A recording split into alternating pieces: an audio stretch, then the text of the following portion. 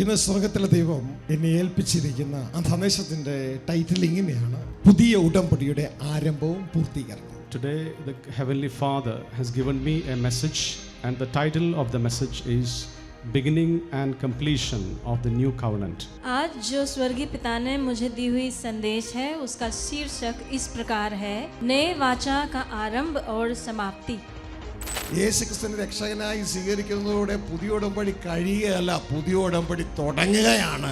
നമ്മുടെ ജീവിതത്തിൽ അതിലേക്ക് എത്തിച്ചേരാൻ യേശു ക്രിസ്തു പുതിയ ഉടമ്പടിയുടെ എൻഡ് അല്ല, യേശു ക്രിസ്തു പുതിയ ഉടമ്പടിയുടെ മധ്യസ്ഥനാണ്, mediator. Jesus Christ is not the end of the completion of the new covenant, whereas he is a mediator. इसलिए अगर हम जो सोचते हैं कि प्रभु यीशु मसीह में आने से नए वाचा का समाप्ति हो चुका है, ये गलत है. यीशु मसीह नए वाचे का समाप्ति नहीं है, वो बिछुआ ही है. പുതിയ ഉടമ്പടിയുടെ ആരംഭം യേശു ക്രിസ്തുവിലാണ്, യേശു ക്രിസ്തുവിലൂടെയാണ്. ആ പുതിയ ഉടമ്പടിയിൽ നമ്മൾ സ്വർഗസ്ഥ പിതാവുമായിട്ടാണ് ഉടമ്പടി ചെയ്യുന്നത്. ആ ഉടമ്പടി എസ്റ്റാബ്ലിഷ് ചെയ്യുന്നത് യേശു ക്രിസ്തുവിലൂടെയാണ്. The beginning and the end of the new covenant is through Jesus Christ. नए वाचा का आरंभ प्रभु यीशु मसीह के द्वारा होता है. ദൈവത്തോട് ഒരുമിച്ച് ജീവിക്കുന്നതിനാണ് ഈ സാബത്ത് എന്ന് പറയുന്നത്. ഉൽപ്പത്തിയിൽ നമുക്ക് കാണാം, ആദം ഹവ്വ ദമ്പതികൾ ദൈവത്തോട് ഒരുമിച്ച് ജീവിക്കുന്നു. The meaning of the word Sabbath is abide with God, and we can see in the book of Genesis that Adam and Eve, they abide with God. सबत ये शब्द का अर्थ है परमेश्वर के साथ में रहना. हम देखते हैं उत्पत्ति के पुस्तक में आदम हव्वा परमेश्वर के साथ में रहे थे. അതാണ് ആദ്യത്തെ ഭാഗം, സാബത്ത്. ഇനി ബ്രോക്കൺ സാബത്ത്. അതെന്താണ്? ഇവർ പാപം ചെയ്തപ്പോൾ ദൈവത്തോടുകൂടെ ജീവിക്കാൻ പറ്റാതെ ആ സാബത്ത്, ദൈവമായിട്ട് ഒരുമിച്ച് ജീവിക്കുന്ന തകർന്നു പോയി. അതാണ് ബ്രോക്കൺ സാബത്ത്. ആ പീരീഡ് ആണ് ഇപ്പോൾ നടന്നുകൊണ്ടിരിക്കുന്നത്, broken Sabbath. Secondly, the broken Sabbath. Broken Sabbath means it is a state in which we get separated with God because of our sin, and that is still continuing. फिर उसके बाद टूटा हुआ सबत. ये कब हुआ? आदम हवा ने जब पाप किया, और वो स्थिति आज भी चालू है, टूटा हुआ सबत. ഇനി മൂന്നാമത്തെ ഭാഗം എഗെയിൻ സാബത്ത്. ഇതാണ്, ഇതിലേക്ക് എത്തിച്ചേരാനാണ് സ്വർഗസ്ഥ പിതാവ് തന്റെ പുത്രനായ യേശുവിനെ ഭൂമിയിലേക്ക് അയച്ചത്. എന്നിട്ട് പറയുകയാണ്, ഇതാ ദൈവരാജ്യം സമീപിച്ചിരിക്കുന്നു, ഇതാ എഗെയിൻ സാബത്തിന് വേണ്ടി ദൈവം നിന്റെ അടുക്കലേക്ക് വരുന്നുണ്ട്. അതുകൊണ്ട് നീ ദൈവത്തോട് നിയമം ചെയ്യുക, എന്നിട്ട് ഞാനാകുന്ന മീഡിയേറ്ററിലൂടെ, ഞാനാകുന്ന വഴിയിലൂടെ ആ എഗെയിൻ സാബത്തിലേക്ക്, ദൈവത്തോട് കൂടിയുള്ള ജീവിതത്തിലേക്ക് നീ കടന്നു വരിക. How simple the Bible is. മാനസാന്തരപ്പെടണം. എങ്ങോട്ട്? ദൈവത്തെങ്കിലേക്ക്. കാരണം നീ ഉടമ്പടി ചെയ്യുന്ന ദൈവത്തോടുകൂടെ ജീവിക്കാനാണ്, ആ സബത്ത് അനുഭവത്തിലേക്ക് തിരികെ വരാനാണ്. അതിനാണ് നീ ഉടമ്പടി ചെയ്യുന്നത്. നീ മാനസാന്തരപ്പെടുന്നതിലൂടെയാണ് ഉടമ്പടി ചെയ്യുന്നത്. തുടർന്ന് അതിലേക്ക് എത്തിച്ചേരാൻ ഒരൊറ്റ വഴിയുള്ളൂ, യേശു ക്രിസ്തുവിലുള്ള വിശ്വാസം. യേശുവാണ് പുതിയ ഉടമ്പടിയുടെ മധ്യസ്ഥൻ. അങ്ങനെ യേശുവിലൂടെയാണ് അവിടെ എത്തിച്ചേരുന്നത്. As our covenant is with the God of Father, we have to be reconciled and repentant unto God, and followed by that, through Jesus Christ, who is the way and the mediator, we enter into our Father. तो मन फिराव के साथ और जब हमारे पश्चाताप के साथ हम प्रभु यीशु मसीह के द्वारा जो पिता की ओर के लिए मार्ग है और मध्यस्थ है उस नए वाचा का, हम पहुंच सकते हैं. പുതിയ ഉടമ്പടിയുടെ ആരംഭം ക്രിസ്തുവിൽ നാം വിശ്വസിക്കുന്നതിലൂടെ നമ്മുടെ ജീവിതത്തിൽ തുടങ്ങുകയാണ്. ഒരു വിവാഹ എൻഗേജ്മെന്റിന്റെ ഫോമിലാണ് അത് നമ്മുടെ ജീവിതത്തിൽ ആരംഭിക്കുന്നത്. എന്നാൽ ആ എൻഗേജ്മെന്റ് തുടർച്ചയായി ഒരു വിവാഹം വരും.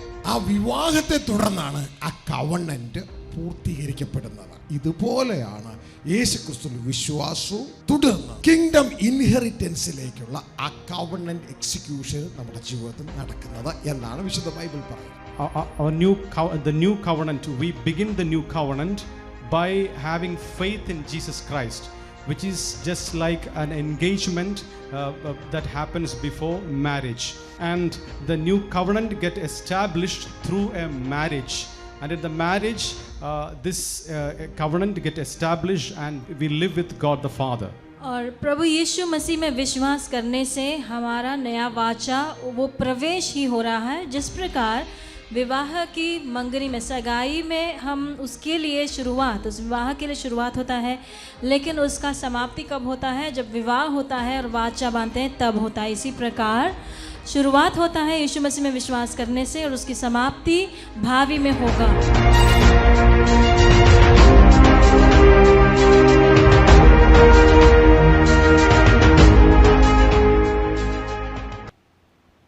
സ്വർഗസ്ഥ പിതാവിൻ്റെയും കർത്താവായ യേശു ക്രിസ്തുവിൻ്റെയും നാമത്തിലുള്ള സ്നേഹവന്ദനം ഈ ഹാളിൽ ഈ ശബ്ദ കാഴ്ചവെറുതിയിലായിരിക്കുന്ന ഏവരെയും ഈ പ്രഭാതത്തിൽ അറിയിക്കുകയാണ്. Grace and peace from God our Father and the Lord Jesus Christ be unto all of you. स्वर्गीय पिता परमेश्वर और उसके पुत्र प्रभु यीशु मसीह के नाम से अब सभी को जो इस हॉल में उपस्थित है और हमें देख रहे हैं और सुन रहे हैं व्यक्त करना चाहते हैं. ഇന്ന് സ്വർഗത്തിലെ ദൈവം എന്നെ ഏൽപ്പിച്ചിരിക്കുന്ന ആ സന്ദേശത്തിൻ്റെ ടൈറ്റിൽ ഇങ്ങനെയാണ്: പുതിയ ഉടമ്പടിയുടെ ആരംഭവും പൂർത്തീകരണവും. Today the Heavenly Father has given me a message, and the title of the message is Beginning and Completion of the New Covenant. आज जो स्वर्गीय पिता ने मुझे दी हुई संदेश है उसका शीर्षक इस प्रकार है: नए वाचा का आरंभ और समाप्ति. വളരെ പ്രാധാന്യമേറിയതായി നമ്മൾ കാണേണ്ടതും അതനുസരിച്ച് ജീവിതത്തെ ക്രമപ്പെടുത്തേണ്ടതും ആകയാൽ പുതിയ ഉടമ്പടിയുടെ ആരംഭവും അതിൻ്റെ പൂർത്തീകരണവും നിശ്ചയമായി നാം അറിഞ്ഞിരിക്കണം. We should definitely know the beginning and the completion of new covenant, as we have to arrange and order our life accordingly. यह बिल्कुल एक महत्वपूर्ण विषय होने के नाते हमें नए वाचा का आरंभ और समाप्ति के बारे में ज़रूर मालूम होना चाहिए, क्योंकि हमारी ज़िंदगी को हमें उसके मुताबिक में करना है. വളരെ ശ്രദ്ധിക്കുക. നമ്മളുടെ ചുറ്റുമുള്ള ക്രിസ്തീയ ലോകത്തിൽ നിന്ന് പിശാച് അപഹരിച്ചു കൊണ്ടുപോയതാണ് പുതിയ ഉടമ്പടി. പുതിയ ഉടമ്പടിക്ക് പകരം നമുക്ക് ഒരു നല്ല കാര്യം അവനങ്ങ് ഇട്ട് തന്നു: ക്രിസ്തുവെ സ്തുതിക്കുക, ക്രിസ്തുവെ പുകഴ്ത്തുക, ക്രിസ്തുവെ കർത്താവായി സ്വീകരിക്കുക. ഇതൊക്കെ നല്ല കാര്യമാണ്. പക്ഷേ ഇതൊന്നുമല്ല പുതിയ ഉടമ്പടി. My dear brethren, you must know that the Satan has very cunningly taken away the new covenant from the churches around us, and instead he has made them to praise and worship Jesus.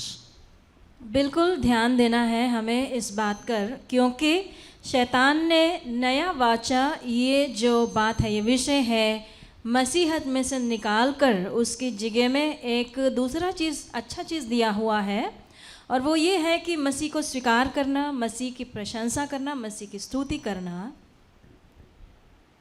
ശ്രദ്ധിക്കുക, പിശാച് ഒരു വിഡ്ഢിയല്ല, അതിബുദ്ധിമാനാണ്, തന്ത്രശാലിയാണ്. ദൈവത്തിൻ്റെ വചനം പറഞ്ഞു, സാത്താൻ നമ്മളെ തോൽപ്പിക്കരുത്, അവൻ്റെ തന്ത്രങ്ങളെ നാം അറിയാത്തവരല്ലല്ലോ.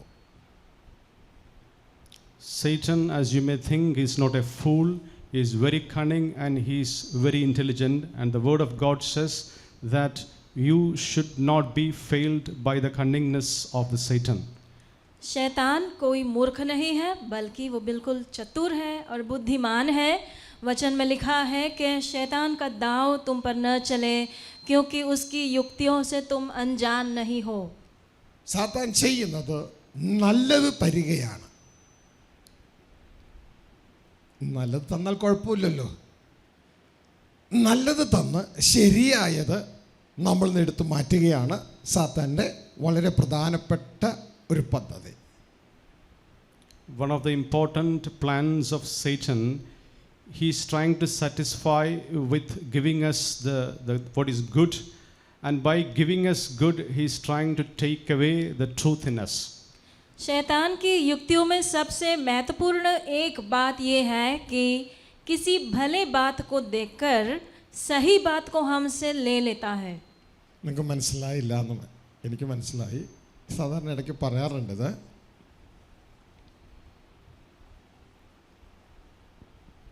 റൈറ്റ് ആയിട്ടുള്ളതിനെ എടുത്തു മാറ്റാൻ പിശാച് നമുക്ക് ഗുഡ് നല്ലതായിട്ടുള്ളത് തരുന്നു. അപ്പം നമുക്കും പ്രത്യേകിച്ചും തോന്നത്തില്ല നല്ലതല്ലേ എല്ലാം. He always gives us what is good for us, taking away what is right in us. इसको हम समझाना चाहते हैं. कई बार शैतान हम में से सही बात जो है उसे दूर करते हुए कोई और भली बात देता है, तो हम सोचते हैं चलो सब भला तो है. നിങ്ങൾക്കത് മനസ്സിലാക്കാൻ ഒരു ഉപമ അല്ലെങ്കിൽ ഒരു സംഭവം പറയാം. നിങ്ങൾ എവിടെയെങ്കിലും നിങ്ങളുടെ കാറുമായി യാത്ര ചെയ്യുകയാണ്. പോകുന്ന വഴിക്ക് നിങ്ങളുടെ കാറിൻ്റെ ടയറ് പഞ്ചറായി. നിങ്ങളുടെ കയ്യിൽ നോക്കിയപ്പോൾ സ്റ്റെപ്പിന് ടയറും ഇല്ല. അത് വീട്ടിൽ ഊരി വച്ചിരിക്കുകയാണ്. എന്ത് ചെയ്യണമെന്ന് നിങ്ങൾ ആഗ്രഹിച്ചും ചിന്തിച്ചും ഒക്കെ ഇങ്ങനെ ഇരിക്കുമ്പോൾ വ്യാകുലപ്പെട്ടിരിക്കുന്ന സമയത്താണ് നിങ്ങളുടെ ഒരു കൂട്ടുകാരൻ ആ വഴി ദേ വരുന്നു, ഒരു മെഴ്സിഡസ് ബെൻസുമായിട്ട്. നിങ്ങളെ കണ്ടപ്പോൾ ആ അവസ്ഥ കണ്ടപ്പോൾ അദ്ദേഹത്തിന് സഹതാപം തോന്നി. അദ്ദേഹം തൻ്റെ മെഴ്സിഡസ് ബെൻസിൻ്റെ ടയർ ഊരി നിങ്ങൾക്ക് തരികയാണ് സ്റ്റെപ്പിന്. അദ്ദേഹം എത്ര നല്ലതല്ലേ, എത്ര നല്ല കാര്യമാണ് ചെയ്തേ. പക്ഷേ ആ നല്ലതുകൊണ്ട് നിങ്ങൾക്ക് കാര്യം നടക്കുമോ? Story, go ahead. I shall tell you an analogy that to make you understand how Satan tries to take away the right in us by giving us good. Suppose you are traveling by your car, and on the way your car got punctured, and you didn't have a stepney instead to fit in.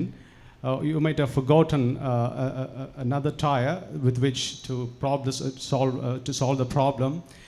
And when you are in a dilemma, you find your friend coming by a Benz car, a Mercedes-Benz car, and he tries to help you with a stepney of a Mercedes-Benz car.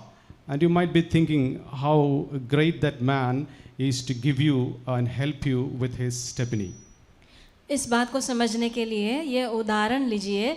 आप कहीं किसी जगह में जा रहे हैं अपनी गाड़ी में, आप लेकिन उसके अंदर गाड़ी के अंदर स्टेपनी टायर उसमें रखना भूल गए हैं. स्टेपनी टायर को घर में रख के गए हैं, और आप जब चलते हैं रास्ते में आपका गाड़ी पंक्चर हो जाता है उसका टायर, तो आपको फिर साइड में रुकना पड़ता है. और आप जब ऐसे खड़े हो तो आपका एक मित्र आता है एक मर्सिडीज़ बेंज कार में, और उन्होंने अपनी गाड़ी की स्टेपनी टायर आपको दी.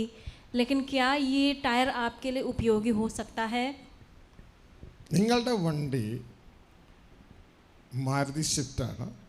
നിങ്ങൾക്ക് കിട്ടിയ ടയർ മേഴ്സിഡസ് ബെൻസിൻ്റെ ആണ്.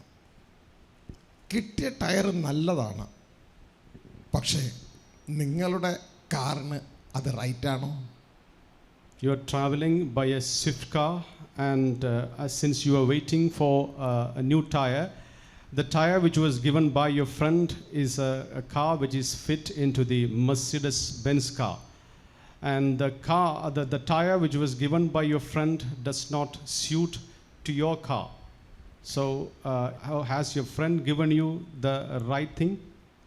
आपकी गाड़ी मानो कि एक मारुति स्विफ्ट है, और आपके मित्र ने आपको दिया है मर्सिडीज बेंज गाड़ी की स्टेपनी टायर. तो ये टायर तो बिल्कुल बेहतरीन है, लेकिन क्या आपके लिए, आपकी गाड़ी के लिए यह सही है? മാരുതിയുടെ ആ വീൽ ബേസിൽ ആ മേഴ്സിഡസിൻ്റെ ആ ടയർ ഫിറ്റാകത്തില്ല. ഇതേപോലെ പുതിയ കവണൻറ്റിന് നമ്മുടെ ജീവിതത്തിൽ സാധ്യമാകാൻ ഇന്ന് നമുക്ക് തന്നിരിക്കുന്ന കാര്യങ്ങളൊന്നും കൊണ്ട് ഫിറ്റാവൂല, നടക്കൂല. As the tire which suits to Benzida's car doesn't suit to Swift car, the things that are given to us to fulfill the new covenant is not the right thing. जिस प्रकार मारुति की गाड़ी के उसके जो व्हील बेस के साथ में मर्सिडीज़ की गाड़ी की टायर लग नहीं सकता, वो बराबर नहीं हो सकता है, इसी प्रकार नए वाचा के लिए उसके साथ हमें दी गई बातें वो उसके साथ मिलता नहीं है. പല ദേവദാസന്മാരോടും പ്രത്യേകിച്ച് നമ്മുടെ ഈ മെസ്സേജ് കേൾക്കുന്നവരുടെ മുൻപിൽ അവരുടെ ഫീഡ്ബാക്ക് ഒക്കെ വരുമ്പോൾ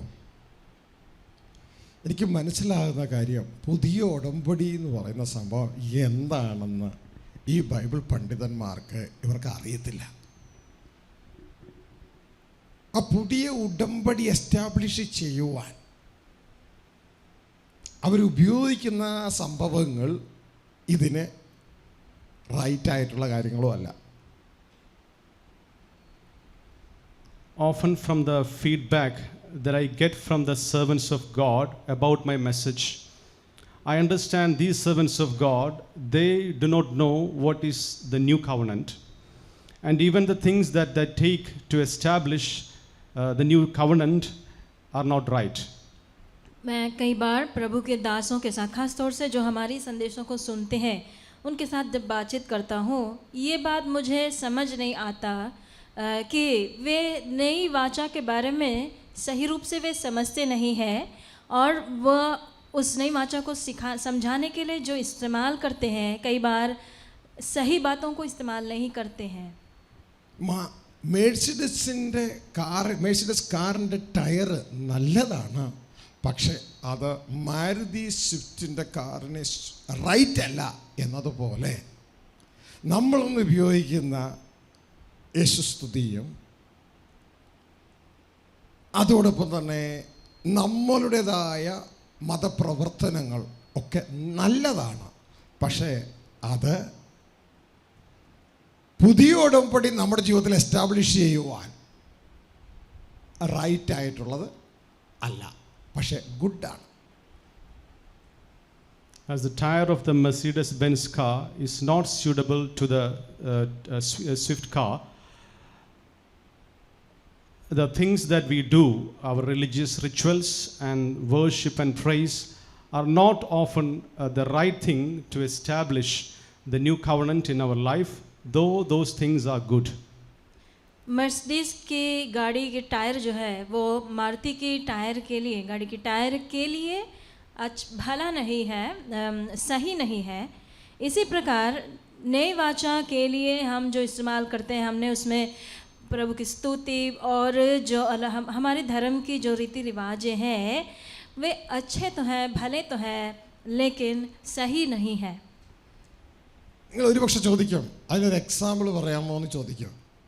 ശ്രദ്ധിച്ചേ, യേശുവിനെ കർത്താവേ എന്ന് പറഞ്ഞ് പുകഴ്ത്തുന്നത് നല്ല കാര്യമല്ലേ, ഗുഡല്ലേ? ഗുഡാണ്. നിങ്ങൾ സമ്മതിച്ചാലും സമ്മതിച്ചില്ലല്ലോ, ഗുഡാണ്. യേശുവിനെ പുകഴ്ത്തി പറയുന്നത് ഗുഡാണ്.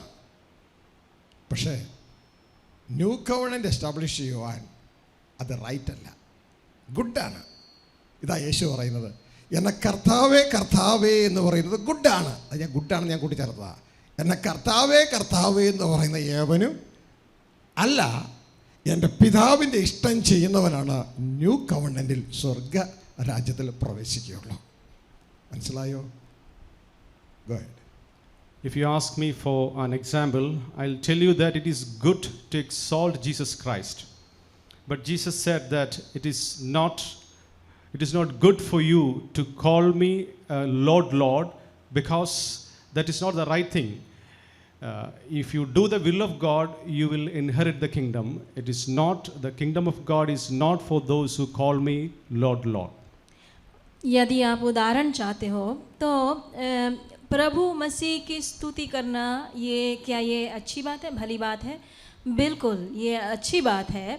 लेकिन प्रभु यीशु मसीह ने कहा था, जो कोई मुझे प्रभु ऐसे कहता है वो नहीं, बल्कि जो मेरे पिता की इच्छा करता है वो स्वर्ग का राज्य का वारिस होगा। तो इसलिए स्तुति करना भला है, लेकिन नए वाचा के लिए वो सही नहीं है। ഹല്ലേലൂയ. മെഴ്സിഡസിൻ്റെ കാറിൻ്റെ ടയർ നല്ലതാണ്, പക്ഷെ മാരുതിക്ക് അത് റൈറ്റ് അല്ല. ഹല്ലേലൂയ. ഇതേപോലെ യേശുക്രിസ്തുവിനെ കർത്താവ് എന്ന് പറയുന്നത് സ്തുതിക്കുന്നതൊക്കെ നല്ലതാണ്, പക്ഷേ പുതിയ ഉടമ്പടി നമ്മുടെ ജീവിതത്തിൽ എസ്റ്റാബ്ലിഷ് ചെയ്യണമെങ്കിൽ അതല്ല റൈറ്റായിട്ടുള്ളത്. ദൈവം ഇഷ്ടം ചെയ്യുക എന്നുള്ളതാണ്. കാര്യം മനസ്സിലായത് ചിന്തിക്കുന്നത് മനസ്സിലായാൽ അടുത്ത ഫേസിലേക്ക് പോവുകയാണ്. The tire of the Mercedes-Benz car is in fact good, but it is not right and it is not suitable to the Maruti Swift car. Likewise, it is good to call Jesus Lord, Lord and praise Him, but it is not the right thing to enter into the kingdom of God. What is right to enter into the kingdom of God is to do the will of God. I hope you understood. Mercedes car के tyre वो मारुति की car के लिए वो सही नहीं है। इसी प्रकार प्रभु यीशु को प्रभु कहना और स्तुति करना ये अच्छी बात है, लेकिन नए वाचा प्राप्त करने के लिए या उसमें प्रवेश करने के लिए वो हमें वो सही नहीं बनता है। उसके लिए क्या सही है? परमेश्वर के राज्य में प्रवेश करने के लिए पिता परमेश्वर की इच्छा करना। യഥാർത്ഥത്തിൽ ഞാൻ മനസ്സിലാക്കിയത് ദൈവദാസന്മാർക്ക് ഈ ഒരു അറിവില്ല. കർത്താവിൻ്റെ വചനം പറയുന്നു, പരിജ്ഞാനമില്ലാത്തതിനാൽ, ദൈവദാസന്മാർക്ക് പരിജ്ഞാനമില്ലാത്തതിനാൽ ദൈവത്തിൻ്റെ ജനം നശിച്ചു പോകുന്നു. ഞാനിവിടെ മനസ്സിലാക്കിയത് നല്ലൊരു പങ്ക് ബഹുഭൂരിപക്ഷം ദൈവദാസന്മാർക്കും പുതിയ ഉടമ്പടി ന്യൂ കവണൻ്റ് എന്താണെന്ന് അറിയില്ലാത്തത് കൊണ്ട് ജനത്തിനും ഇത് അറിയുകയില്ല എന്നുള്ളതാണ്. I generally understand that majority of the servants of God are not aware of the new covenant. As the word of God says, as my servants lack wisdom and understanding, my people perish. मैंने ये समझा कि अधिकांश बहुत सारे प्रभु के दासों को इस विषय के बारे में जानकारी नहीं है। इसी कारण से जैसे वचन में लिखा है, ज्ञान की कमी के कारण मेरे लोगों का नाश होता है। इसके लिए ही प्रभु के लोगों को भी इस विषय के बारे में जानकारी कम है। അവരിൽ പലരും നല്ലവരാണ്, പക്ഷെ അറിയാത്തത് കൊണ്ട് എനിക്ക് അവരിൽ നിന്ന് പലരുടെയിൽ നിന്നും കിട്ടിയ ഫീഡ്ബാക്ക്, ചിലർ പറയുന്നത് ന്യായപ്രമാണം, ആ ന്യായപ്രമാണത്തെ അനുസരിക്കുന്നതാണ് ന്യൂ കവണന്റ് റിസൾട്ടിലേക്ക് നമ്മളെ എത്തിക്കുന്നത്. ചിലർ പറയുന്നത് യേശു ക്രിസ്തുവിനെ നമ്മൾ ആ കാൽവരി ക്രൂശിലെ യാഗത്തിൽ വിശ്വസിച്ചില്ലേ, അതാണ് പുതിയ ഉടമ്പടി, എൻ്റെ സാക്ഷാത്കാരം. ചിലർ പറയുന്നത് അബ്രഹത്തോട് ദൈവം ചെയ്തില്ലേ, അതാണ് പുതിയ ഉടമ്പടി. യഥാർത്ഥത്തിൽ തിരിഞ്ഞു നോക്കുമ്പോൾ പുതിയ ഉടമ്പടിയെക്കുറിച്ച് വ്യക്തമായൊരു ധാരണ ദൈവദാസന്മാർക്കില്ല, ദൈവജനത്തിനില്ല. പിശാച് നല്ലത് തന്ന് റൈറ്റായിട്ടുള്ളത് സഭയിൽ നിന്ന് എടുത്തു മാറ്റിയിരിക്കുന്നു. In my understanding, many of the servants of God, they are good, but they lack the knowledge about the new covenant. They say the new covenant is the promise that was given to Abraham by God, or the new covenant is by obeying the 10 commandments. अधिकांश ये जो है प्रभु के दास लोग हैं वे अच्छे तो हैं, लेकिन सही रूप में जानकारी उनके पास नहीं है इस नई वाचा के बारे में। कई लोगों ने मुझसे इस प्रकार कहा है, कुछ लोगों ने कहा कि परमेश्वर प्रभु यीशु ने पुराने नियम, पुराना व्यवस्था को पालन करना वही है नया वाचा। कुछ दूसरे लोग मानते हैं प्रभु यीशु मसीह में विश्वास करना, यीशु मसीह को स्वीकार करना, ये होता है नया वाचा। दूसरे कुछ लोग मानते हैं कि इब्राहिम से परमेश्वर ने जो किया वही नया वाचा है। യഥാർത്ഥത്തിൽ പുതിയ ഉടമ്പടി എന്താണെന്ന് ദൈവദാസന്മാരെ, ദൈവജനമേ, നമ്മൾ അറിഞ്ഞിരിക്കണം. അറിയില്ലാത്ത മേഖലയിലാണ് പിശാച് നമ്മളെ ജയിക്കുന്നത്. My dear brethren and my dear servants of God, we should be well aware of what is new covenant, and it is in our ignorance that Satan takes complete control over us. इसलिए प्रभु के लोगों और प्रभु के दासों, नया वाचा क्या है ये हमें स्पष्ट जानना ज़रूरी है. हमारी अज्ञानता का शैतान फ़ायदा उठा सकता है. പുതിയ ഉടമ്പടി എന്ന് പറയുന്നത് ഒരു സാബത്ത് അനുഭവമാണ്. ശ്രദ്ധിച്ച് കേൾക്കുക, ഒരു സാബത്ത് അനുഭവമാണ്. ദൈവത്തോട് കൂടെയുള്ള ജീവിതമാണ് പുതിയ ഉടമ്പടി. New covenant is a Sabbath experience. It is a life that we have with God. नया वाचा शब्द का अनुभव है, परमेश्वर के साथ की जिंदगी का अनुभव है. പുതിയ ഉടമ്പടി യഹോവയാം ദൈവത്തോട് കൂടെയാണ്, പിതാവായ ദൈവത്തോട് കൂടെയാണ്. യേശു ക്രിസ്തു ആ ഉടമ്പടിയുടെ മധ്യസ്ഥൻ മാത്രമാണ്. New covenant is a life with God our Father, Jehovah, and Jesus Christ is only the mediator. नया वाचा पिता परमेश्वर के साथ में है और यीशु मसीह उस नए वाचा का बिछुआई सिर्फ है. ഹലോ, ഇതാണ് അവസാനം യേശു പറയുന്നത്, നിങ്ങൾ എന്നെ കർത്താവേ കർത്താവെന്ന് വിളിച്ചോ, ദാറ്റ് ഈസ് റൈറ്റ്. ബട്ട് എൻ്റെ പിതാവോട് കൂടിയുള്ള ആ സ്വർഗരാജ്യത്തിലെ ജീവിതത്തിന് നിങ്ങൾ അർഹരല്ല. കാരണം റൈറ്റ് ആയിട്ടുള്ളത് നിങ്ങൾ ചെയ്തിട്ടില്ല. എൻ്റെ പിതാവിൻ്റെ ഇഷ്ടം ചെയ്തവരെ സ്വർഗരാജ്യത്തിൽ ആ പിതാവോട് കൂടിയുള്ള ജീവിതത്തിൽ ആ സാബത്ത് അനുഭവത്തിലേക്ക് പ്രവേശിക്കുകയുള്ളൂ. This is why Jesus says that it is good that you call me Lord, Lord, but it is not the right thing for you to inherit the kingdom of God. To inherit the kingdom of God, you have to do the will of God. इसलिए ही यीशु मसीह ने कहा था कि तुम मुझे प्रभु प्रभु कहने से वो अनुभव को नहीं पाएंगे. पिता परमेश्वर के साथ की ज़िंदगी, सबत का अनुभव पाने के लिए उसने वाचे में आना पड़े, उसकी पिता की इच्छा करना पड़ेगा. നിങ്ങൾക്ക് സിംപ്ലിഫൈഡ് ബൈബിൾ വേണോ? സിംപ്ലിഫൈഡ് ബൈബിൾ വേണോ? വളരെ എളുപ്പത്തിൽ ബൈബിൾ പഠിക്കാവുന്ന ഏറ്റവും സിംപ്ലിഫൈഡ് ആയിട്ടുള്ള ബൈബിൾ വേണമെങ്കിൽ 2024 ഇറങ്ങിയിട്ടുണ്ട്, തരാം. If you want a simplified version of the Bible, it is issued in 2024. If you want, it will be given to you. क्या आप लोगों को एक सरल बाइबल चाहिए ताकि आप बाइबल को पूरी रीति से समझ पाए? तो 2024 में ऐसा एक बाइबल छपा है. ഈ ബൈബിൾ തക്ക സമയത്ത് ഒരു ആഹാരമാണ്. ദൈവത്തിൻ്റെ വചനം പറയുന്നത് തക്ക സമയത്തെ ആഹാരവിധം കൊടുക്കുന്ന ഭൃത്യൻ ഭാഗ്യവാൻ. അങ്ങനെ ചെയ്ത് കാണുന്ന ഭൃത്യനെ യജമാനൻ തനിക്കുള്ളതിനെല്ലാം ഇതാ യജമാനനാക്കി മാറ്റും. The Bible always gives us the right food at the right time, and God says that there is reward for a servant of God who gives the right food at the right time.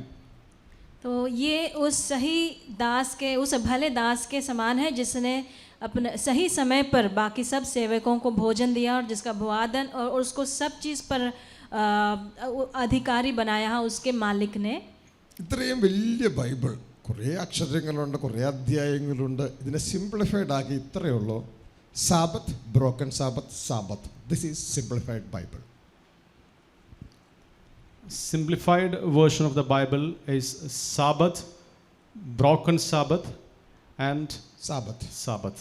तो again साबत. ये Bible जिसमें अनेक शब्द है, अक्षर है, इसमें एकदम सरल बात भाषा में बताऊं तो ये है शब्द और टूटा हुआ शब्द और शब्द.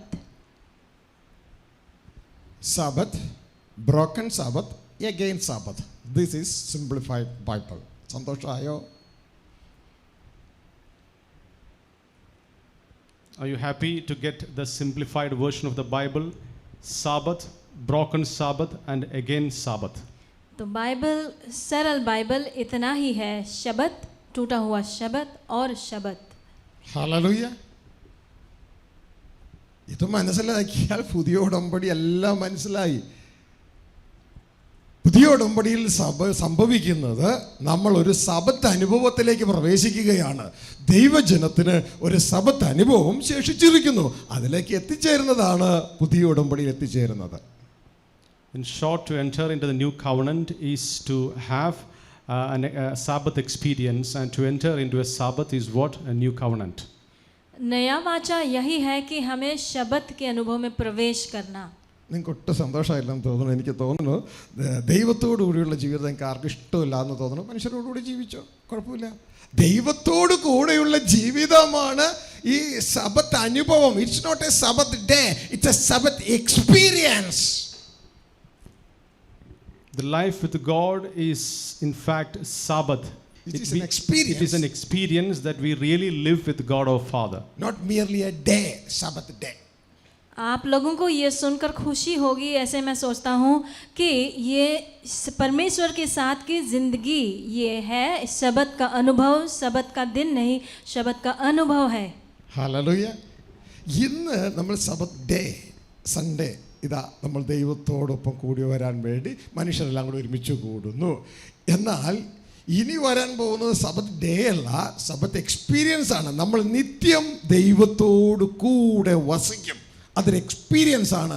ദൈവജനത്തിനൊരു സബത്ത് അനുഭവം ശേഷിച്ചിരിക്കുകയാണ്. അതിലേക്ക് പ്രവേശിപ്പാൻ, ഉത്സാഹിക്കാനാണ് നമ്മളോട് ബൈബിൾ ആവശ്യപ്പെടുന്നത്. Today is a Sabbath day and we all have gathered here. But a real Sabbath, it is coming, that is a life we have with God, and we are waiting eagerly to enter into the real Sabbath. आज मानो हम शब्द के दिन मनाने के लिए इकट्ठा हुए हैं, सभी प्रभु के लोग एक साथ आए हैं. तो लेकिन परमेश्वर के लोगों के लिए वचन में लिखा है एक शब्द का अनुभव रहा है.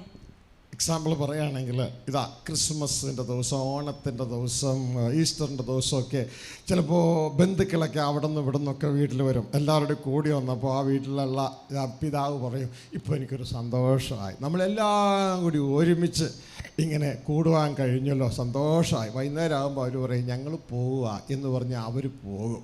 അങ്ങനെ വല്ലപ്പോഴുമൊക്കെ ഒരു ദിവസം എല്ലാവരോടും ഒരുമിച്ച് കൂടി മനുഷ്യർ മാത്രമുള്ള ദൈവമില്ലാത്തൊരു സബത്ത് എന്നതുപോലെ. എന്നാൽ ആ വീട്ടിലുള്ള വ്യക്തികൾ അവരാരൊക്കെയാണോ അവർ ഒരുമിച്ച് നിത്യം ആ വീട്ടിലെ അപ്പൻ ജീവിക്കുകയാണ്. ഒരുമിച്ചുള്ള ജീവിതം അതൊരു ഡേ അല്ല, അതൊരു അനുഭവമാണ്. ഇതേപോലെ സ്വർഗസ്ഥ പിതാവോട് ചേർന്നുള്ള ക്രിസ്തുവിലുള്ള ഒരു ജീവിതം, ഒരു അനുഭവത്തിലേക്ക് നാം കടന്നു വരണം. അതാണ് വരാൻ പോകുന്ന സാബത്ത് എക്സ്പീരിയൻസ്. അതാണ് പുതിയ ഉടമ്പടിയുടെ result. For example, on special days such as Christmas and Easter, the relatives of us, they gather in our house, and we all are happy in the presence of them on a day. But by evening they all may depart us, and those who are in the family will remain, and they might be feel sad. But again, in their gathering, like the real family members, when they gather, there is still happiness. Likewise, today we have gathered here on a Sabbath day, and we depart by evening. But there is a real Sabbath where we have an eternal life with God our Father, and which is permanent. उदाहरण के तौर से त्योहारों के दिन में मानो कि क्रिसमस हुआ, फिर पुनरुत्थान का दिन हुआ, ऐसे दिनों में सभी लोग रिश्तेदार लोग एक साथ आते हैं. तो उस घर का जो पिताजी है वो कहेंगे कि मुझको बहुत खुशी होती है क्योंकि हम लोग सब आज एक साथ आ पाए. लेकिन शाम जैसे होता है लोग जाते हैं, वापस जाते हैं. लेकिन जो वो घर के जो लोग हैं वो उस पिता के साथ प्रतिरोज रहते हैं. इसी प्रकार में आज जैसे दिनों में हम एक साथ आए हुए हैं, लेकिन पिता परमेश्वर के साथ हम हमेशा के लिए रहेंगे. उसको कहते हैं शब्द का अनुभव. ഇതുകൊണ്ടാണ് ഹെബ്രായ ലേഖനം 4:9 മുതൽ 11 വരെ വായിക്കുമ്പോൾ അവിടെ ഇങ്ങനെ എഴുതിയിരിക്കുന്നു, ദൈവജനത്തിന്, ശ്രദ്ധിച്ച് കേൾക്കുക, ദൈവജനത്തിന് ഒരു സബത്ത് അനുഭവം ശേഷിച്ചിരിക്കുന്നു. ആയിട്ടില്ലാതെ, വന്നിട്ടില്ലാതെ ശേഷിച്ചിരിക്കുന്നു. അതുകൊണ്ട് അതുകൊണ്ട് നാം ആ സ്വസ്ഥതയിൽ പ്രവേശിപ്പാൻ ഉത്സാഹിക്കുക. ശ്രദ്ധിച്ച്, ദൈവജനത്തിന് ഒരു സബത്ത് അനുഭവം ശേഷിച്ചിരിക്കുന്നു. It's coming. അതുകൊണ്ട് നാം എല്ലാവരും അതിൽ പ്രവേശിപ്പാൻ ഉത്സാഹിക്കുക. ഇതാണ് ന്യൂ കവണന്റിന്റെ റിസൾട്ട്. അതിലേക്ക് എത്തിച്ചേരണം. The Bible says that there remaineth therefore a rest to the people of God. And as there is a rest there remaineth a rest to the people of God, we have to labor to enter into the rest, which is the Sabbath. इसीलिए ही इब्रानियों 4 उस 9 से 11 जब हम पढ़ते हैं, वहाँ इस प्रकार लिखा है, प्रभु के लोगों के लिए इसलिए विश्राम बाकी है, तो उस विश्राम में प्रवेश करने का हम प्रयत्न करें। तो नई वाचा का परिणाम, उसका फल यही है कि हमें परमेश्वर के साथ में विश्राम या सबत का अनुभव प्राप्ति होता है। മനസ്സിലാകുന്നുണ്ടോ എൻ്റെ മക്കളെ? ഇപ്പോൾ തീരും ഇവിടുത്തെ ഈ ജീവിതം, മണ്ണാങ്കട്ട ജീവിതം. ഈ മണ്ണാങ്കട്ടയുടെ ഉള്ളിലുള്ള ജീവിതത്തെയാണ് മണ്ണാങ്കട്ട ജീവിതം എന്ന് പറയുന്നത്. ഇതുണ്ട്, ശരീരം മണ്ണിൻ്റെ കട്ടയാണ്. ഓക്കെ, ഇപ്പോൾ തീരും. ഈ സമയത്തിനുള്ളിൽ, ഈ ഒരു പീരീഡിനുള്ളിൽ പുതിയ ഉടമ്പടിയിലേക്ക് നാം പ്രവേശിച്ച് നമ്മുടെ റിയൽ ലൈഫിലേക്ക് നാം കടന്നു വരണം. അല്ല എങ്കിൽ ഇതാ നമ്മുടെ പൂർവ്വപിതാക്കന്മാർ ഇവിടുന്ന് പോയതുപോലെ ഇതാ നമ്മളും ഒരു പക്ഷേ പരാജയപ്പെട്ടു പോകാം. പകരം യേശു ജയിച്ചു പോയതുപോലെ നാം ജയിച്ചു പോകണമെങ്കിൽ ഇത് വ്യക്തതയോടെ മനസ്സിലാക്കുക, അല്ലെങ്കിൽ പിശാച് നമ്മളെ തോൽപ്പിക്കും. So my dear brethren, you should know that this life is a short time and this is temporary, and in this short time we have to prepare ourselves and labor to enter into the rest. Otherwise, our ancestors, as they perished without knowing this truth, we may also perish.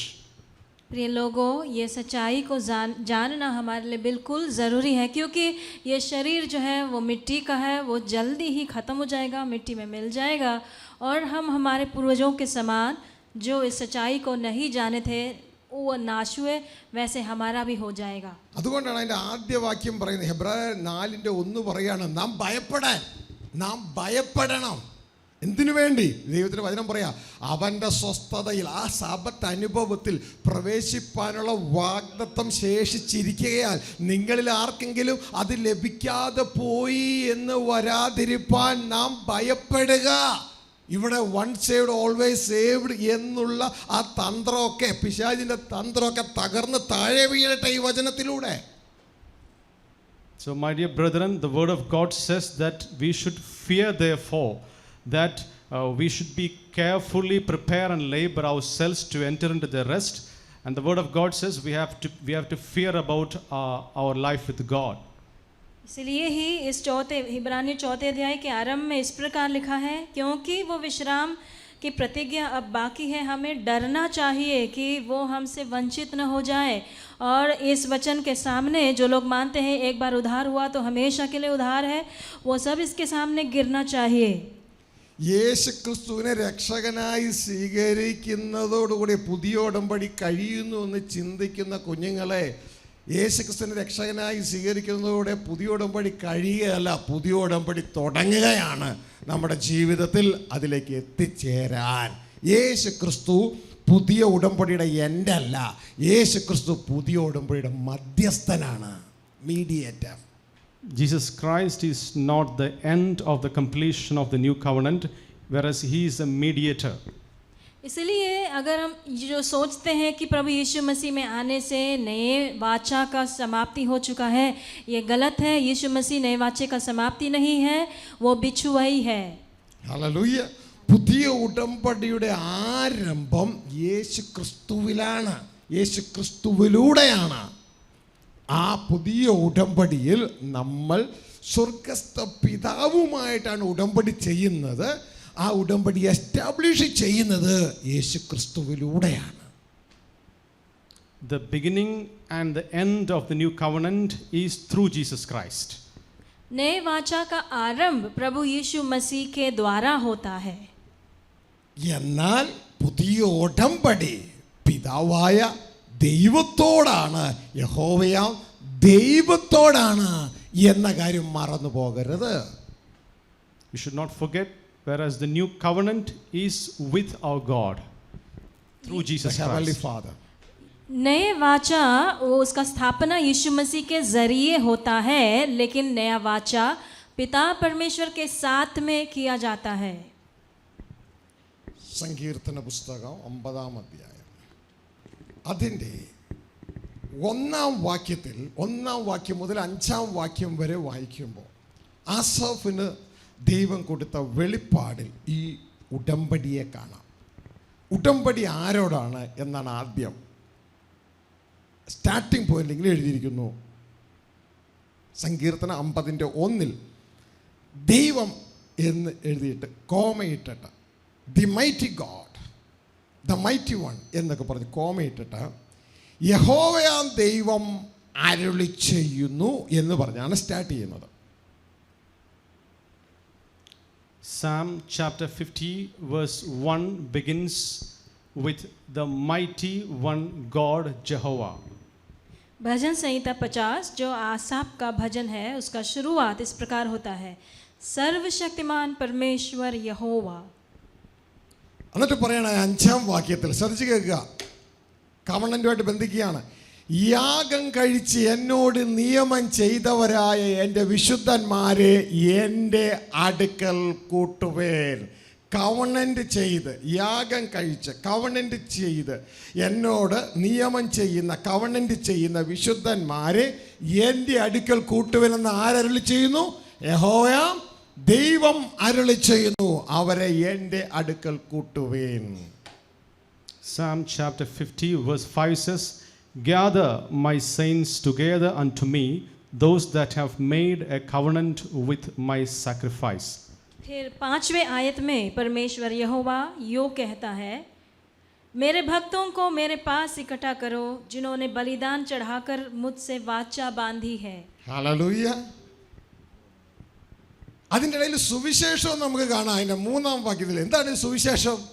യേശുക്രിസ്തു പറയുന്നു, ദൈവരാജ്യം സമീപിച്ചിരിക്കുന്നു, ദൈവം നിങ്ങളുടെ പാർക്കാനുള്ള കാലം സമീപിച്ചു. അതിൻ്റെ 3-ാം വാക്യം പറയുന്നു, യഹോവയായ ദൈവം വരുന്നു.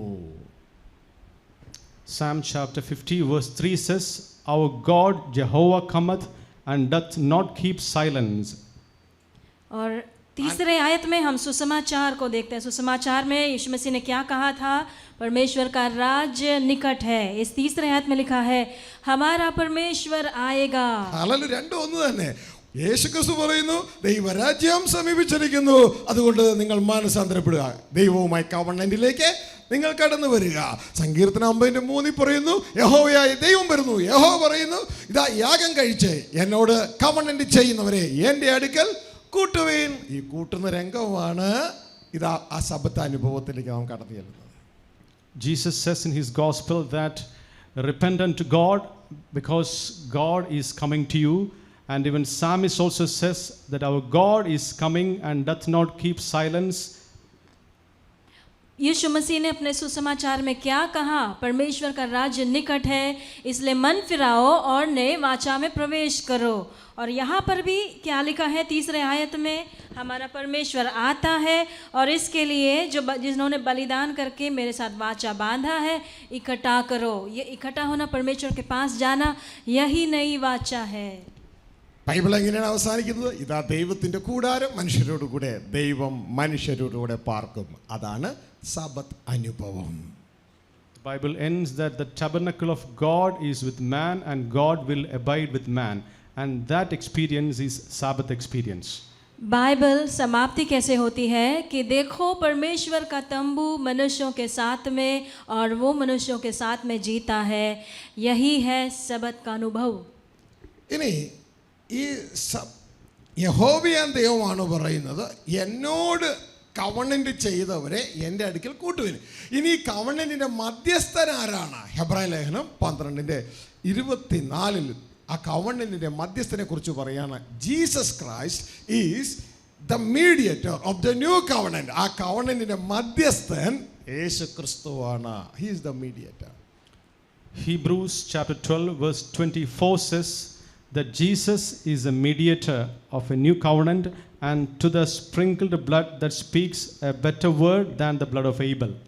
यहोवा परमेश्वर ने कहा है कि जिन्होंने वाचा किया है मेरे पास इकट्ठा करो, और उस वाचा का बिचवई या मध्यस्थी कौन है? इब्रानियों 12 उसके 24 में लिखा है, और नई वाचा के मध्यस्थ यीशु. നിങ്ങൾ ശ്രദ്ധിച്ച് മനസ്സിലാക്കുക. വചനത്തെ തെറ്റിച്ച് പഠിച്ചിട്ട് അവസാനം ഉടമ്പടിയിൽ എത്താതെ പോകരുത്. യേശുവിൽ ഉടമ്പടി തീരുന്നില്ല, യേശുവിൽ ഉടമ്പടി തുടങ്ങുന്നതേ ഉള്ളൂ. യേശു ഉടമ്പടിയുടെ മധ്യസ്ഥന. ഉടമ്പടി യേശുവായിട്ടല്ല, ഉടമ്പടി സ്വർഗസ്ഥ പിതാവുമായിട്ടാണ് ഉടമ്പടി. ഉടമ്പടിയുടെ മധ്യസ്ഥനാണ് യേശു. അതുകൊണ്ടാണ് എന്നെ വിശ്വസിക്കുന്നത്, ബൈബിൾ വിശ്വസിക്കുക. എബ്രായർ 12:24 പറയുന്നു, പുതിയ ഉടമ്പടിയുടെ മധ്യസ്ഥനായ യേശുവിനും. ഹല്ലേലൂയ. അപ്പൊ യേശു ക്രിസ്തു പുതിയ ഉടമ്പടിയുടെ ആരാ? നമ്മൾ ഇതുവരെ ചിന്തിച്ചു അവസാനമാണെന്നല്ലേ. അതുകൊണ്ടല്ലേ പുതിയ ഉടമ്പടിയിൽ എത്താൻ പറ്റാത്തേ. യേശു പറയുന്നത്, എന്നെ കർത്താവേ കർത്താവ് എന്ന് പറഞ്ഞാൽ പുതിയ ഉടമ്പടിയിൽ എത്താൻ പറ്റത്തില്ല. എൻ്റെ പിതാവിൻ്റെ ഇഷ്ടം ചെയ്താലേ പുതിയ ഉടമ്പടിയിൽ പിതാവോടുള്ള ജീവിതത്തിൽ എത്താൻ പറ്റൂ. നമ്മളെ പിശാച് പറ്റിച്ചില്ലേ? Jesus Christ is the mediator of the new covenant. नए वाचा का आरंभ नहीं है प्रभु यीशु मसीह.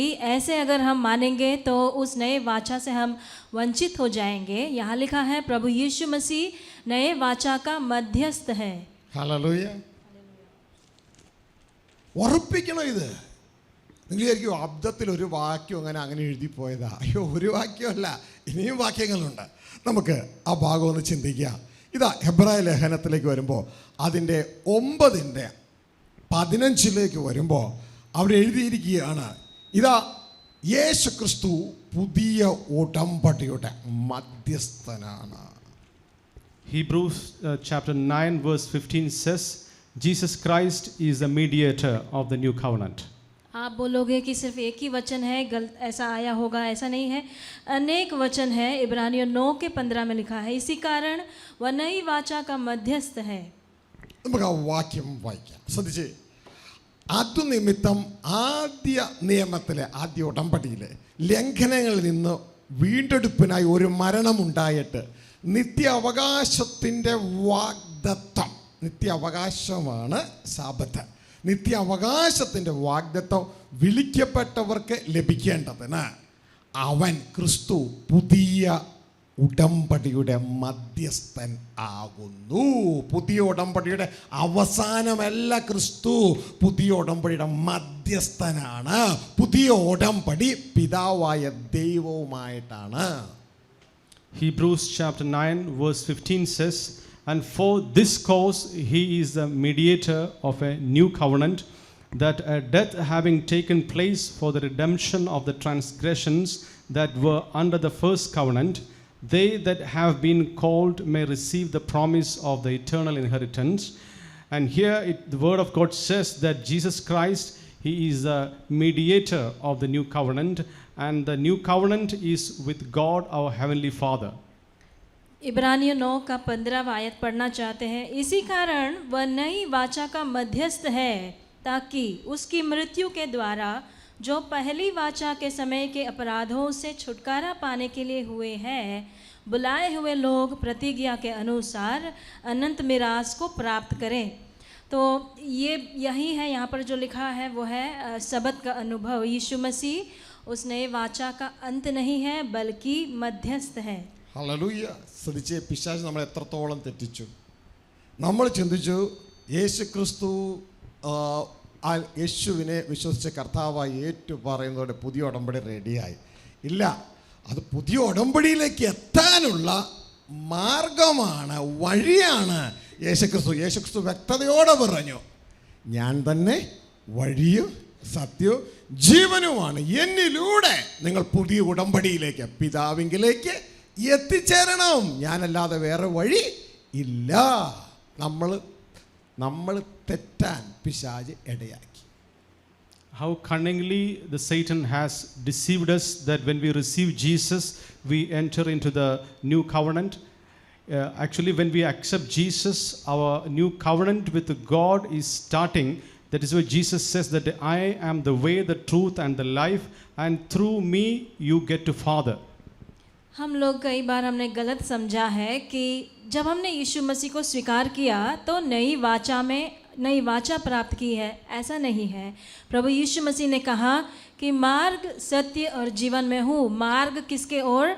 पिता परमेश्वर के पास के लिए यानी कि नया वाचा में प्राप्ति के लिए यीशु मसीह मार्ग है. ഇതുകൊണ്ടാണ് എഫേസ്യർ 2-ാം അധ്യായത്തിൽ പറയുന്നത് ക്രിസ്തു മുഖാന്തരം നമുക്ക് ഇരുകൂട്ടർക്കും യഹൂദന്മാർക്ക് യവനന്മാർക്കും പിതാവിങ്കലേക്ക് ഏകാത്മാവിൽ പ്രവേശനം ഉണ്ട്. കാരണം നമ്മൾ ഉടമ്പടി ചെയ്യുന്നത് സ്വർഗസ്ഥ പിതാവുമായിട്ടാണ്. ക്രിസ്തു മുഖാന്തരമാണ് ആ ഉടമ്പടി എസ്റ്റാബ്ലിഷ് ചെയ്യപ്പെടുന്നത്. This is why the book of Ephesians says that we who are Gentiles and the Israelites have access to our Father through Jesus Christ who is the mediator. इसलिए ही एफेसियों के पत्री में लिखा है यीशु मसीह के द्वारा हमें पिता पर हम दोनों को यानी कि यहूदी और अन्य जातियों को पिता परमेश्वर के पास के लिए प्रवेश मिला है, मार्ग मिला है. ഹല്ലേലൂയ. ഇത് വളരെ വ്യക്തമാക്കുന്നു. ഉടമ്പടി പിതാവുമായിട്ടാണ് മുഖാന്തരം അതിലേക്ക് എത്തിച്ചേർന്നത്. മുഖാന്തരം മീഡിയേറ്റർ ക്രിസ്തുവാണ്. ഇതാ എഫേസ്യർ 2:18 അത് വ്യക്തമാക്കുന്നു. It says that it is through Jesus Christ who is the mediator that we get connected to our heavenly Father. इसलिए ये बात एफेसियों की पत्री 2 उसके 18 में स्पष्ट लिखा है कि पिता परमेश्वर के पास हमें प्रवेश मिलता है यीशु मसीह द्वारा. വായിക്കാം. ക്രിസ്തു മുഖാന്തരം നമുക്ക് ഇരുപക്ഷക്കാർക്കും യഹൂദന്മാർക്കും യവനന്മാർക്കും ഏകാത്മാവിൽ പിതാവിങ്കലേക്ക് ആ സാപത്ത് അനുഭവത്തിലേക്ക് പുതിയ ഉടമ്പടിയിലേക്ക് പ്രവേശനം ഉണ്ട്. Ephesians chapter 2 verse 18 says, "For through him we both have our access in one spirit unto the Father." इफिसियों 2 के 18 में इस प्रकार लिखा है क्योंकि उसी के द्वारा हम दोनों को यानी कि यहूदी और अन्य जातियों को एक ही आत्मा में पिता के पास यानी कि नए वाचा में प्रवेश पहुंच होती है. ഹല്ലേലൂയ. ഇതൊക്കെ മനസ്സിലാവുന്നില്ലേ കുഞ്ഞുങ്ങളെ? റോക്കറ്റ് സയൻസ് മനസ്സിലാവും, ഈ സിമ്പിൾ കാര്യം മനസ്സിലാവുന്നില്ല.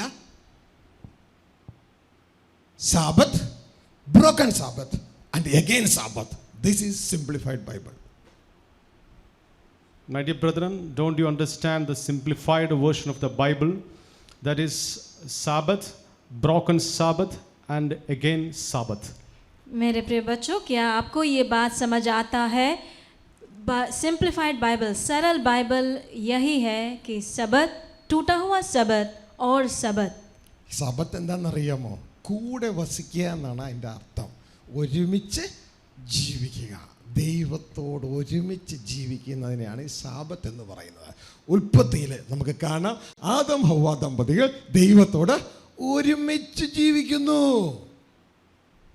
The meaning of the word Sabbath is abide with God, and we can see in the book of Genesis that Adam and Eve they abide with God. सबत ये शब्द का अर्थ है परमेश्वर के साथ में रहना. हम देखते हैं उत्पत्ति के पुस्तक में आदम हव्वा परमेश्वर के साथ में रहे थे. അതാണ് ആദ്യത്തെ ഭാഗം സാബത്ത്. ഇനി ബ്രോക്കൺ സാബത്ത് അതെന്താണ്? ഇവർ പാപം ചെയ്തപ്പോൾ ദൈവത്തോടുകൂടെ ജീവിക്കാൻ പറ്റാതെ ആ സാബത്ത് ദൈവമായിട്ട് ഒരുമിച്ച് ജീവിക്കുന്ന തകർന്നു പോയി. അതാണ് ബ്രോക്കൺ സാബത്ത്. ആ പീരീഡാണ് ഇപ്പോൾ നടന്നുകൊണ്ടിരിക്കുന്നത്, broken Sabbath. Secondly, the broken Sabbath. Broken Sabbath means it is a state in which we get separated with God because of our sin, and that is still continuing. फिर उसके बाद टूटा हुआ सबत, ये कब हुआ? आदम हवा ने जब पाप किया, और वो स्थिति आज भी चालू है, टूटा हुआ सबत. ഇനി മൂന്നാമത്തെ ഭാഗം അഗൈൻ സാബത്ത്. ഇതാണ്, ഇതിലേക്ക് എത്തിച്ചേരാനാണ് സ്വർഗസ്ഥ പിതാവ് തൻ്റെ പുത്രനായ യേശുവിനെ ഭൂമിയിലേക്ക് അയച്ചത്. എന്നിട്ട് പറയുകയാണ്, ഇതാ ദൈവരാജ്യം സമീപിച്ചിരിക്കുന്നു. ഇതാ എഗൈൻ സാബത്തിന് വേണ്ടി ദൈവം നിന്റെ അടുക്കലേക്ക് വരുന്നുണ്ട്. അതുകൊണ്ട് നീ ദൈവത്തോട് നിയമം ചെയ്യുക. എന്നിട്ട് ഞാനാകുന്ന മീഡിയേറ്ററിലൂടെ, ഞാനാകുന്ന വഴിയിലൂടെ ആ എഗൈൻ സാബത്തിലേക്ക്, ദൈവത്തോട് കൂടിയുള്ള ജീവിതത്തിലേക്ക് നീ കടന്നു വരിക. How simple the Bible is. And finally, there is again Sabbath, which means we who are separated by our sin from the presence of God, to redeem us. God the Father is sending Jesus Christ that we may enter into the real Sabbath and the life with God again. तीसरे भाग में वापस सबत है। ये बताता है कि पिता परमेश्वर ने अपने पुत्र को भेजा ताकि हम जो परमेश्वर से बिगड़े हुए थे वापस उसके पास में रहने पाए। മനസ്സിലാവുന്നുണ്ടോ? ഹല്ലേലൂയ. അപ്പോൾ സ്വർഗത്തിലെ ദൈവം ഇതാ April 5, 2024 റിലീസ് ചെയ്ത സിംപ്ലിഫൈഡ് വെർഷൻ ബൈബിളാണ് sabbath, broken sabbath, again sabbath. So the simplified version of the Bible, God the Father from heaven is issuing on May 5th, 2024 is the simplified version of the Bible. Sabbath, broken Sabbath and again Sabbath. इसलिए देखिए स्वर्ग के परमेश्वर ने हमारे लिए सरल Bible को आज के दिन में दिया है, मई 5 तारीख 2024 को, के सबत, टूटा हुआ सबत और सबत. Sabbath again. Go ahead. മനസ്സിലായല്ലോ അല്ലേ? ഹല്ലേലൂയ. അപ്പോൾ നിങ്ങൾ വിചാരിക്കും എന്നിട്ട് എന്തുകൊണ്ടാണ് ഞങ്ങൾക്ക് ഇതൊന്നും മനസ്സിലാകാതെ പോയത്? അതല്ലേ മനസ്സിലാകാതെ പോയത്. ഇതിൻ്റെ ക്രെഡിറ്റ് മുഴുവൻ പിശാചിനാണ്. ഇപ്പോഴും അവൻ വളരെ പവർഫുള്ളായിട്ട് പ്രവർത്തിക്കുന്നു. അതുകൊണ്ടാണ് നമുക്ക് മനസ്സിലാകാതെ ഇരിക്കുന്നത്. കാരണം നമുക്ക് കിട്ടിയ ബൈബിൾ, നമുക്ക് കിട്ടിയ സുവിശേഷം ഫുൾ ഗോസ്പൽ എന്ന് പേരുണ്ടെങ്കിലും അത് half ഗോസ്പലാണ്. The credit still goes to Satan as the Bible that we have given to is not a complete one, it is still a partial. फिर आप यदि सोचते हो तो ये बात हमें समझ क्यों नहीं आया, तो इसका सारा कारण शैतान का है. हमारे पास जो बाइबल है उसे संपूर्ण सुसमाचार कहते हैं, लेकिन वो आधी सुसमाचार ही है. സഹോദരങ്ങളെ, സുവിശേഷത്തിന് രണ്ട് ഭാഗങ്ങളുണ്ട്. ഒന്ന് കവണൻ്റാണ്, മറ്റൊന്ന് ആ കവണൻ്റിലേക്കുള്ള വഴിയാണ്. നമ്മൾ കവണൻ്റ് കേട്ടില്ല, കവണൻ്റിലേക്കുള്ള വഴി കേട്ടു. അത് മാത്രമേ കേട്ടുള്ളൂ. There are two parts in gospel. One is a way, one is covenant, and another is a way to covenant. And we have heard only the way to covenant. भाइयों, सुसमाचार में दो भाग है. एक है कि वाचा, दूसरा है उस वाचा के ओर मार्ग. हमने उस वाचा के बारे में तो नहीं सुना, लेकिन मार्ग के बारे में सुना. എക്സാമ്പിൾ ധാരാളം പറയാനുണ്ടെങ്കിലും നമുക്ക് ചിലതൊന്ന് നോക്കാം. ഇതാ ദൈവത്തിൻ്റെ വചനം പറയുന്നൊരു കാര്യം, സുവിശേഷം അറിയിക്കുമ്പോൾ അതിന് രണ്ട് ഭാഗമുണ്ട്. ഒന്ന് കവണൻ്റ് ആരുമായിട്ടാണ്, ആ പിതാവായ ദൈവത്തെ അറിയിക്കണം. തുടർന്ന് അതാണ് ഫസ്റ്റ് പാർട്ട്. തുടർന്ന് ആ കവണൻ്റിലേക്കുള്ള വഴിയായ അതിൻ്റെ മീഡിയേറ്ററായ ക്രിസ്തുവിനെ അറിയിക്കണം, ക്രിസ്തു ചെയ്തത് അറിയിക്കണം. ഇങ്ങനെയായിരുന്നു ആദ്യ നൂറ്റാണ്ടുകളിൽ സുവിശേഷം അറിയിച്ചിരുന്നത്. എന്നാൽ പിശാച് തന്ത്രപൂർവ്വം ഇതൊക്കെ എടുത്തു മാറ്റി ഇന്ന് വഴിയെ മാത്രം അറിയിക്കുന്ന പരിപാടിയാക്കി. In the olden times, through evangelization, two parts were declared unto people. First one is with whom the covenant was. That is the covenant. Yeah. That is a covenant with Father, and also the way that lead us to get connected to Father, which is Jesus Christ. These two parts have to be preached unto the people in the ancient time. हम पुराने ज़माने में पहले सदी में हम देखते हैं कि जब सुसमाचार बांटा जाता था, वे हमेशा पहले उस नया वाचा किसके साथ है, यानी कि पिता परमेश्वर के साथ, कि उस वाचा और उस वाचा के लिए, वाचा प्राप्ति के लिए यीशु मसीह ने क्या किया, ये दोनों बात बताया जाता था. ഇതുകൊണ്ടാണ് ഇതാ ഫിലിപ്പോസിൻ്റെ സുവിശേഷ പ്രസംഗം അപ്പോസ്തലപ്രവൃത്തി 8:12 പറയുന്നു, എന്നാൽ ദൈവരാജ്യത്തെയും യേശുക്രിസ്തുവിൻ്റെ നാമത്തെയും കുറിച്ചുള്ള സുവിശേഷം അറിയിക്കുന്ന ഫിലിപ്പോസിനെ അവർ വിശ്വസിച്ചപ്പോൾ പുരുഷന്മാർ സ്ത്രീകളും സ്നാനം ഏറ്റു. സുവിശേഷത്തിൻ്റെ രണ്ട് പാർട്ട് വളരെ ക്ലിയർ ആയിട്ട് അവിടെ കൊടുത്തിരിക്കുന്നു. ആദ്യകാലങ്ങളിലെ സുവിശേഷ രീതി.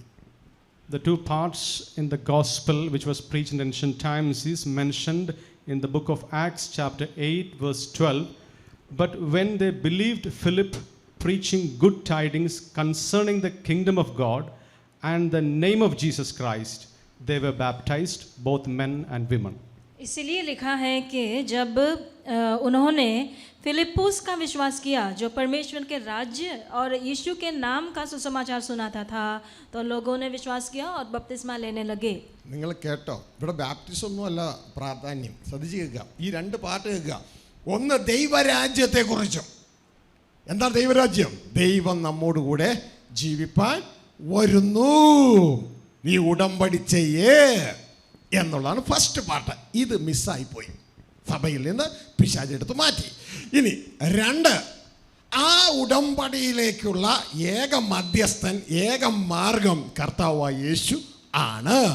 ഈ രണ്ടെണ്ണത്തിൽ കവണന്റ് നമുക്ക് നഷ്ടപ്പെട്ടു, വഴി മധ്യസ്ഥനെ മാത്രം കിട്ടി. അവസാനം മധ്യസ്ഥൻ പറയുന്നു, എന്നെ കർത്താവെന്ന് പറഞ്ഞാലൊന്നും പിതാവോടുകൂടെ ജീവിക്കാൻ പറ്റൂല, അതിന് റിക്വയർമെൻറ്റ് വേറെയാണ്. The first part of the gospel is preaching good tidings concerning the kingdom of God, and which Satan has cunningly taken away from us. And the second part, which is the name of Jesus Christ, which is the way to Father. And there the new covenant is taken away, but still there is preaching about Jesus Christ. तो सुसमाचार की घोषणा में दो भाग जो है वो ये है कि पहले स्वर्ग के राज्य का सुवार्ता सुनाना, फिर यीशु मसीह जो उस नए वाचा का मध्यस्थी है, उसके बारे जिसने मार्ग तैयार किया उसके बारे में बताना.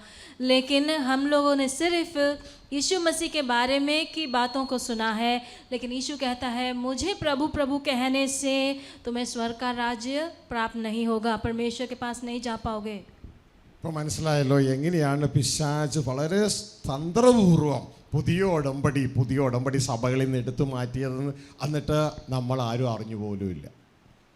So now do you understand how cunningly Satan has taken away the new covenant from the churches?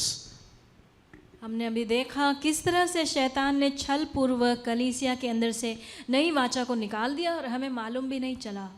അപ്പോസ്തലപ്രവൃത്തി 20:21 വീണ്ടും ഇത് ആവർത്തിക്കുന്നുണ്ട്. വിശുദ്ധ പൗലോസ് അപ്പോസ്തലൻ പറയാണ്,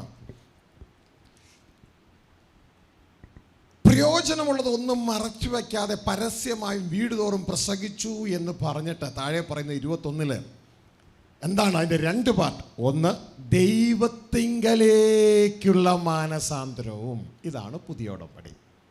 തുടർന്ന് അതിലേക്ക് എത്തിച്ചേരാൻ നമ്മുടെ കർത്താവായ യേശു ക്രിസ്തുവിലുള്ള വിശ്വാസവും യഹൂദന്മാർക്കും യവനന്മാർക്കും സാക്ഷീകരിച്ചു എന്ന് നിങ്ങൾ അറിയുന്നു. സുവിശേഷത്തിൻ്റെ രണ്ട് ഭാഗവും അപ്പോസ്തലനായ പൗലോസ് അറിയിച്ചു, ഫിലിപ്പോസിനെ പോലെ തന്നെ. Just as Saint Paul also declared the two parts of the gospel. First, he says that repentance toward God, and then faith toward our Lord Jesus Christ. फिर हम देखते हैं प्रेरितों के काम 20:20 में प्रेरित पौलुस भी फिलिप्पुस के समान ही उसने कहा है कि मैंने यहूदी यूनानी दोनों को भी परमेश्वर की ओर मन फिराना और हमारे प्रभु यीशु मसीह पर विश्वास करना चाहिए, ये सिखाया, ये सुनाया. ഹല്ലേലൂയ. മൻഫിറാവോ എങ്ങോട്ടാ? മാനസാന്തരപ്പെടണം. എങ്ങോട്ട്? ദൈവത്തിങ്കലേക്ക്. കാരണം നീ ഉടമ്പടി ചെയ്യുന്ന ദൈവത്തോടുകൂടെ ജീവിക്കാനാണ്, ആ സബത്ത് അനുഭവത്തിലേക്ക് തിരികെ വരാനാണ്. അതിനാണ് നീ ഉടമ്പടി ചെയ്യുന്നത്. ഈ മാനസാന്തരപ്പെടുന്നതിലൂടെയാണ് ഉടമ്പടി ചെയ്യുന്നത്. തുടർന്ന് അതിലേക്ക് എത്തിച്ചേരാൻ ഒരൊറ്റ വഴിയുള്ളൂ, യേശു ക്രിസ്തുവിലുള്ള വിശ്വാസം. യേശുവാണ് പുതിയ ഉടമ്പടിയുടെ മധ്യസ്ഥൻ. അങ്ങനെ യേശുവിലൂടെയാണ് അവിടെ എത്തിച്ചേർന്നത്. As our covenant is with the God of Father, we have to be reconciled and repentant unto God, and followed by that we should through Jesus Christ, who is the way and the mediator, we enter into our Father. तो मन फिराव के साथ और जब हमारे पश्चाताप के साथ हम प्रभु यीशु मसीह के द्वारा जो पिता की ओर के लिए मार्ग है और मध्यस्थ है उस नई वाचा का, हम पहुंच सकते हैं. ഇപ്പം നമുക്ക് നമ്മുടെ സുവിശേഷത്തിൽ എന്ത് മാത്രമേ ഉള്ളൂ? ഇതിൻ്റെ പകുതിയേ ഉള്ളൂ. പക്ഷെ പേരിട്ടെങ്ങനെ എന്തുവാ? Full gospel. എന്നിട്ട് വിവരമില്ലാത്ത എൻ്റെ സഹോദരങ്ങൾ, ദൈവദാസന്മാർക്ക് അവർക്കൊന്നും മനസ്സിലാവണ പോലുമില്ല. ഇത് ഫുൾ ഗോസ്പൽ എന്ന് പേര്, ഹാഫ് ഗോസ്പലേ ഉള്ളൂ. പരിജ്ഞാനമില്ലാത്തതിനാൽ. ആർക്ക്? ദൈവദാസന്മാർക്ക്. വചനം പറയാ, ദൈവദാസന്മാർക്ക് പരിജ്ഞാനമില്ലാത്തതിനാൽ ദൈവത്തിൻ്റെ ജനം നശിച്ചു പോകുന്നു. And the gospel that we listen these days are half gospel, though it is named after full gospel. Because the word of God says that as the servants of God lack wisdom and knowledge and understanding, my people perish. तो अनेक प्रभु के दास लोग इस बात को नहीं समझते हैं. संपूर्ण सुसमाचार कहते हैं, लेकिन उसमें आधी सुसमाचार ही है. और उनके जानकारी की कमी से, ज्ञान की कमी से प्रभु के दासों का, मेरे लोगों का नाश होता है, ऐसे प्रभु ने कहा. അപ്പോസ്തലപ്രവൃത്തി അവസാനിക്കുന്നത് എങ്ങനെയാണ്? അതിൻ്റെ കൂലിക്കെടുത്ത വീട്ടിൽ പൗലോസ് പ്രസംഗിക്കുകയാണ്. എൻ്റെ 30-ാം വാക്യം, പ്രാഗൽഭ്യത്തോടെ വിഹനം കൂടാതെ ദൈവരാജ്യം പ്രസംഗിച്ചു. അതായത് പുതിയ ഉടമ്പടി പ്രസംഗിച്ചു. അതിനുശേഷം അടുത്ത പാർട്ട്, യേശു ക്രിസ്തുവിനെ കുറിച്ച് ഉപദേശിച്ചു പോന്നു. സുവിശേഷത്തിൻ്റെ 2 പാർട്ടിൽ ഒരു പാർട്ട് കട്ട് ചെയ്ത് കളയുവാൻ ആരെയാണ് നമുക്ക് പെർമിഷൻ തന്നത്?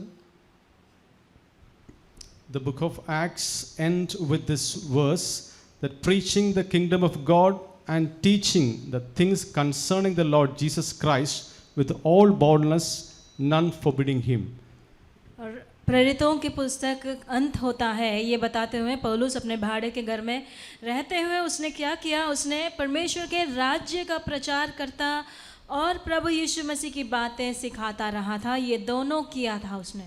ഹല്ലേലൂയ. അതുകൊണ്ട് എൻ്റെ പ്രിയ കുഞ്ഞുങ്ങളെ, ഇത് മനസ്സിലാക്കുക. ഈ സന്ദേശം സഭയിൽ എത്താതിരിപ്പാൻ പിശാച് വളരെ ശ്രമിക്കുന്നുണ്ട്. അതിന് ഒരു പരിധി വരെ അവൻ ജയിച്ചു നിൽക്കുകയാണ്. കാരണം ഇന്ന് ദൈവദാസന്മാർ ദൈവവചനത്തിനല്ല നല്ലൊരു പങ്കും വില കൊടുക്കുന്നത്. പകരം അവരുടെ സപ്പോർട്ട് നിന്നു പോകാതിരിക്കാനാണ് അവർ വില കൊടുക്കുന്നത്. And Satan, he is trying his level best to conquer us, and in a way he has conquered us. In almost all the churches, they are not actually paying price to preach the truth to the people, but they are seeking their support that they are twisting and subverting the gospel. अब इस कारण से शैतान ने बहुत रूप से विजय प्राप्त कर चुका है. और इसका कारण यह है कि कई बार प्रभु के दास लोग प्रचार करते हैं सच्चाई को बताने के लिए नहीं, बल्कि अपनी जो सपोर्ट है वो बंद नहीं हो, ये सोचते हुए. ദൈവദാസന്മാരോട് ഒന്ന് അഭ്യർത്ഥിക്കട്ടെ. മിസ്റ്റർ പൗലോസ് പറയുന്നു, ഇപ്പോഴും ഞാൻ മനുഷ്യരെ സന്തോഷിപ്പിക്കുന്നുവെങ്കിൽ ക്രിസ്തുവിൻ്റെ ദാസനായിരിക്കുകയില്ല. അതുകൊണ്ട് ക്രിസ്തുവിനെ സന്തോഷിപ്പാൻ ക്രിസ്തു പ്രസംഗിച്ചത് തന്നെ പ്രസംഗിക്കുക. മനുഷ്യരെ ദാസന്മാരായിരിക്കാൻ നാം പോകരുത്. ദൈവമാണ് നിങ്ങളെ നിയമിച്ചതെങ്കിൽ നിങ്ങൾക്കുള്ള സപ്പോർട്ട് സ്വർഗത്തിലെ ദൈവം തന്നിരിക്കും. As Saint Paul says that we do what is pleasing to God, and we never tries to people. Therefore, you servants of God, you also should not try to please your congregation, but try to do the thing, try to please your God. And if you do things to please God, God himself will support you. तो इसलिए प्रभु के दास लोगों से मैं ये कहना चाहता हूँ कि जिस प्रकार पौलुस ने कहा कि यदि मैं अभी भी मनुष्यों का दास होना मैं चाहता था तो मैं ये बात नहीं करता. तो इसीलिए यदि आपको परमेश्वर ने बुलाया है तो आप परमेश्वर के सच्चे बातों को बताइए. परमेश्वर आपका सपोर्ट परमेश्वर करता रहेगा. ഹല്ലേലൂയ. ധൈര്യത്തോടെ മുന്നോട്ടേക്ക് പോകും. എൻ്റെ ജീവിതത്തിൽ ഞാൻ സത്യം പറയുവാൻ ഉള്ള കാര്യം ഉള്ളതുപോലെ പറയാൻ തുടങ്ങിയപ്പോൾ ഈ കൂട്ടർ എനിക്ക് എതിരെ വന്നു. പക്ഷേ സ്വർഗത്തിലെ ദൈവം എന്നെ നിർത്തി. ഇന്നും മനോഹരമായി സ്വർഗത്തിലെ ദൈവം എന്നെ നിർത്തിക്കൊണ്ടേയിരിക്കുന്നു.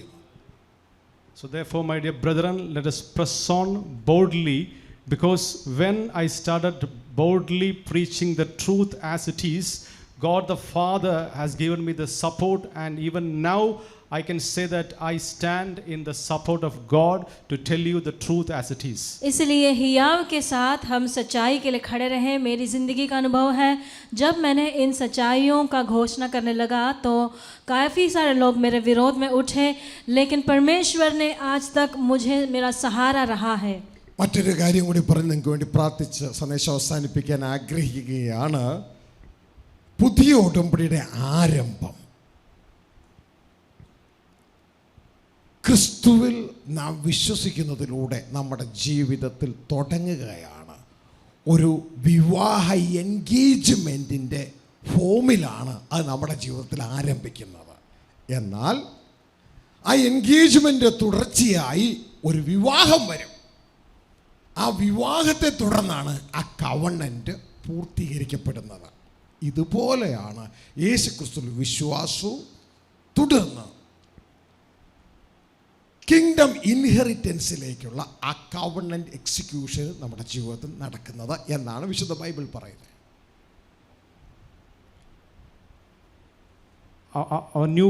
The new covenant, we begin the new covenant by having faith in Jesus Christ, which is just like an engagement that happens before marriage. And the new covenant get established through a marriage.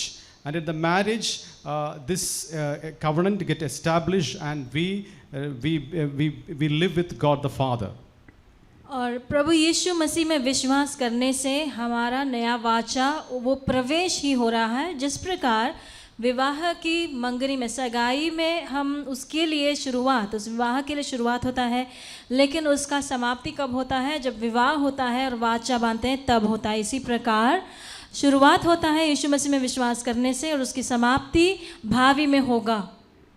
ശ്രദ്ധിക്കുക, ഒരു വിവാഹ engagement ഒരു പുരുഷനും സ്ത്രീയും തമ്മിൽ ഒരു പള്ളിയിൽ വെച്ചോ ഹോളിൽ വെച്ചോ നടന്നു കഴിഞ്ഞാൽ അന്ന് മുതൽ സ്ത്രീക്ക് ആ വിവാഹം എൻഗേജ്മെൻ്റ് നടന്ന മണവാളൻ്റെ വീട്ടിൽ ജീവിക്കുവാൻ കഴിയുകയില്ല. പകരം ഒരു പ്രോമിസ് മാത്രമേ എടുത്തിട്ടുള്ളൂ. വീണ്ടും തിരിച്ച് തൻ്റെ പഴയ വീട്ടിലേക്ക് തന്നെയാണ് പോയത്. നമ്മളെ സംബന്ധിച്ച് ഈ ഭൂമിയിലേക്ക് തന്നെ, നമ്മളുടെ ഈ ലോകത്തിലേക്ക് തന്നെ നമ്മൾ യേശുവിനെ രക്ഷിതാവായി സ്വീകരിച്ചിട്ട് ഈ ലോകത്തിൽ തന്നെ തുടർന്നും ജീവിക്കുന്നു. After the engagement, as the bride and bridegroom, they live separately in their own house till their marriage. We, after starting our covenant with God through Jesus Christ, by having faith in Jesus Christ, we are still living on the earth. जिस प्रकार विवाह की सगाई के बाद में वधू वर के घर में जाकर रह नहीं सकती, इसी प्रकार हमारे प्रभु यीशु मसीह के विश्वास होने के बाद में हम इसी घर में, हमारे इस धरती पर ही हम जीते रहते हैं, लेकिन बाद में जाकर जब विवाह होगा तब उसके साथ में रहेंगे. ഹല്ലേലൂയ. വിവാഹത്തിന് ശേഷമാണ് ഈ പുരുഷന്റെ കെയർ ഓഫിൽ, ഈ ഹസ്ബൻഡിന്റെ കെയർ ഓഫിൽ, ഇതാ ഹസ്ബൻഡിന്റെ അപ്പൻ്റെ വീട്ടിൽ ഈ വധു ജീവിക്കാൻ തുടങ്ങുന്നത്. അപ്പൻ്റെ വീട്ടിൽ. It is after the marriage, in the care of husband, the wife begins to live in the house of the husband's father. विवाह के पश्चात में उस पति के केयर ऑफ में वो वधू उसके पिता के घर में, पति के पिता के घर में रह सकती है. ഹല്ലേലൂയ. അങ്ങനെ ഒരുമിച്ച് ജീവിക്കുന്നതാണ് ഈ സബത്ത് അനുഭവം. അതിലേക്ക് നാം എല്ലാവരും എത്തിച്ചേരണം. പക്ഷേ ഇവിടെ പറയുന്നു, നാം അതനുസരിച്ചില്ല എങ്കിൽ, വിശ്വസിച്ചില്ല എങ്കിൽ നമുക്ക് ആർക്കെങ്കിലും അത് കിട്ടാതെ പോയി എന്ന് വരുമോ എന്ന് നാം ഭയപ്പെടുക. And the real Sabbath experience is when we start living with God our Father. And the Word of God says that we should be afraid and we should fear that lest we may not miss this Sabbath. तो विवाह के पश्चात में वे जब एक साथ रहने लगते हैं उस पिता के घर में, ये है सबत का अनुभव. इसके लिए ही लिखा है हमें भयभीत होना है कि ये विश्राम का अनुभव से हम वंचित न हो. മത്തായി 7:21-22-23 ജഡ്ജ്മെന്റ് പാറ്റേണിൽ കാണുന്നത് ഇങ്ങനെയാണ്. അവരുടെ എൻഗേജ്മെന്റ്, പുതിയ ഉടമ്പടിയുടെ സ്റ്റാർട്ടിങ് കഴിഞ്ഞു, പക്ഷേ എൻഡിലേക്ക് എത്തിയില്ല. എത്തിയ സമയത്ത് കർത്താവ് അവരെ തുപ്പിക്കളഞ്ഞു. നീ ശീതവാനുമല്ല ഉഷ്ണവാനുമല്ല, ശീതോഷ്ണവാനാകിയാൽ നിന്നെ ഞാൻ എൻ്റെ വായിൽ നിന്ന് തുപ്പിക്കളയും എന്ന അനുഭവമാണ് മത്തായി 21-22-23 ദൈവദാസന്മാർക്കും ദൈവജനത്തിനും ലഭിച്ചത്. The Gospel of Matthew, chapter 7, verse 21, 22, 23 says, that as God found as neither cold nor hot, he spewed them out. मत्ती 21, 22, 23 के अध्याय में हम जो देखते हैं वहाँ का न्याय में हम देखते हैं ये होता है कि प्रभु यीशु कहता है तुम न तो ठंडे हो न गरमाइश हो, इसलिए मैं तुम्हें अपने मुंह से निगल दूंगा. ये बात वहाँ पर लिखा है. ये न्याय उन पर हुआ, उन प्रभु के दासों पर. എൻ്റെ ഹൃദയത്തിൽ വന്നൊരു കാര്യം പറഞ്ഞുകൊണ്ട് പ്രാർത്ഥിക്കാം. ഞങ്ങളുടെ കുടുംബത്തിൽ റിലേറ്റീവ് തലത്തിൽ ഒരു ചെറുപ്പക്കാരനായ യുവാവിന് ഒരു വിവാഹ ആലോചന വന്നു. എൻഗേജ്മെൻറ്റും കഴിഞ്ഞു. എല്ലാവർക്കും വളരെ സന്തോഷമായി. ഗൾഫിലായിരുന്ന എന്നെ എൻ്റെ അമ്മ വിളിച്ചറിയിക്കുകയും ചെയ്തു. I would like to tell you something about a proposal that came to one of our relatives, and the proposal came and even the engagement was over, and this thing was made known to me by my mother when I was in Gulf. एक और उदाहरण बताकर हम समाप्त करना चाहते हैं. हमारे परिवार में रिश्तेदारों के बीच में एक नौजवान था जिसके लिए विवाह के लिए रिश्ते आई और उसका सगाई भी हुआ, और ये बात मेरी माता ने मुझको, जो मैं गल्फ में था, मुझको बताया.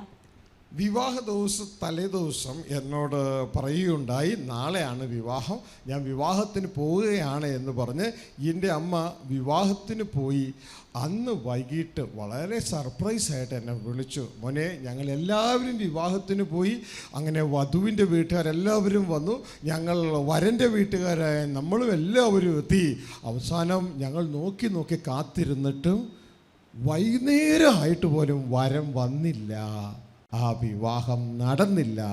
ഞങ്ങൾ ഭക്ഷണം കൊണ്ടുവന്നതൊക്കെ കഴിച്ചിട്ട് തിരിച്ചു പോന്നു. And my mother later on told me that even though we, both the people from the side of the bride and the bridegroom, waited for the bridegroom did not arrive, and since he did not arrive, we all have to leave that place.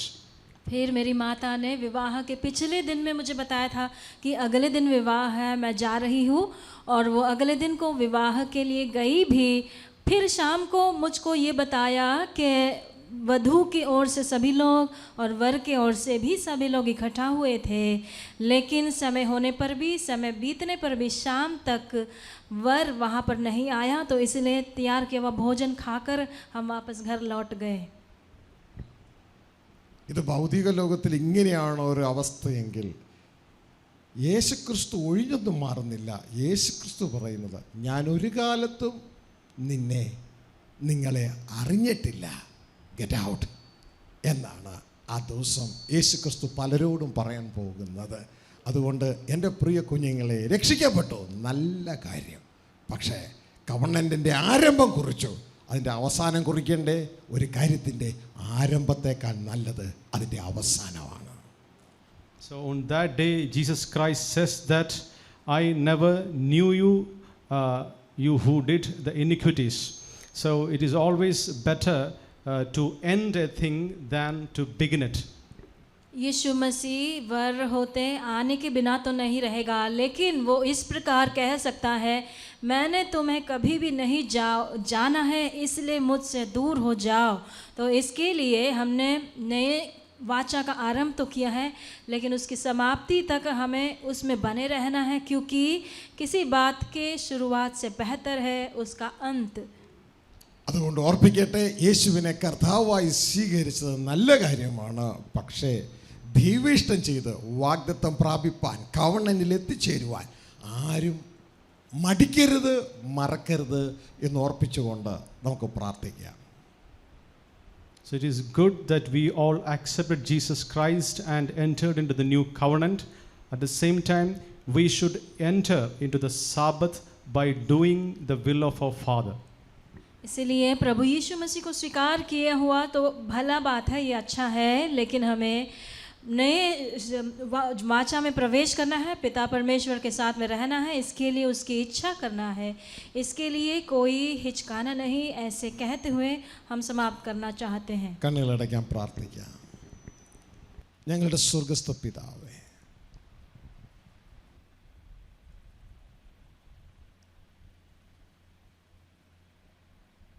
അങ്ങ് തന്ന വചനത്തിനായി നന്ദിയോടെ സ്തോത്രം. ഒരു കാര്യത്തിൻ്റെ ആരംഭത്തേക്കാൾ നല്ലത് അതിൻ്റെ അവസാനമാണെന്ന് അങ്ങ് ഞങ്ങളെ അറിയിച്ചു. പുതിയ ഉടമ്പടി സഭയിൽ നിന്ന് എടുത്തു കളഞ്ഞിട്ട് പോലും അതറിയാത്ത ഒരു കൂട്ടം ജനമാണ് ഞങ്ങൾ.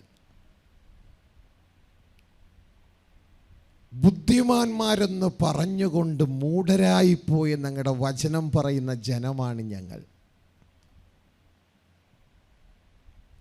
എൻ്റെ ജനം ഭോഷന്മാർക്ക് അവർക്ക് അപ്പനെ അറിയത്തില്ല എന്ന് അങ്ങ് ജെറമ്യ 4:22 ഞങ്ങളോട് പറയുന്ന ജനമാണ് ഞങ്ങൾ.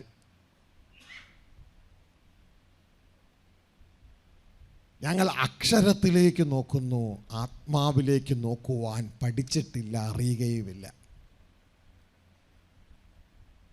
സ്വർഗസ്ഥ പിതാവേ, അങ്ങുമായി ഒരുമിച്ച് ജീവിപ്പാൻ അങ്ങ് ഞങ്ങളെ സൃഷ്ടിച്ച് ആക്കി. ഈ മണ്ഡലത്തിൽ അങ്ങയുടെ ആഗ്രഹം നിറവേറ്റുവാൻ യാഗം ചെയ്ത് എന്നോട് ഉടമ്പടി ചെയ്ത് എൻ്റെ വിശുദ്ധന്മാരെ എൻ്റെ അടുക്കൽ ചേർക്കുവിൻ എന്നുള്ള യഹോവയാം ദൈവത്തിൻ്റെ അരുളപ്പാട്. സുവാർത്ത ദൂതിയെ, നീ ഉയർന്ന പർവ്വതത്തിലേക്ക് കടന്നു ചെന്ന് ഉറക്കെ വിളിച്ചു പറയുക, ഇതാ നിങ്ങളുടെ ദൈവം യഹോവയാം ദൈവം വരുന്നു, നിങ്ങളോടൊത്ത് താമസിക്കുവാൻ എന്ന് ഉറക്കെ വിളിച്ചു പറയുക. ദൈവരാജ്യം സമീപിച്ചിരിക്കുന്നു, നിങ്ങൾ മാനസാന്തരപ്പെടുക എന്ന് യേശുനാഥൻ വിളിച്ചു പറഞ്ഞത് ഉറക്കെ വിളിച്ചു പറയുക. ഈ പുതിയ ഉടമ്പടിയെ മറച്ചുകൊണ്ട് ആ ഉടമ്പടിയിലേക്കുള്ള വഴി മാത്രമായ യേശു ക്രിസ്തുവിനെ പ്രസംഗിച്ച് അവസാനിപ്പിച്ച കാലങ്ങൾ ഞങ്ങൾക്കുണ്ട്. ഇപ്പോഴും അങ്ങനെ തന്നെയാണ്. ഞങ്ങളോട് ക്ഷമിക്കണമേ. ഞങ്ങളുടെ പരിജ്ഞാനമില്ലാത്തത് കൊണ്ട് നശിച്ചുപോയ ജനങ്ങളെ ഒന്ന് ഉദ്ധരിച്ചെടുക്കുവാൻ ഞങ്ങളെ സഹായിക്കണമേ.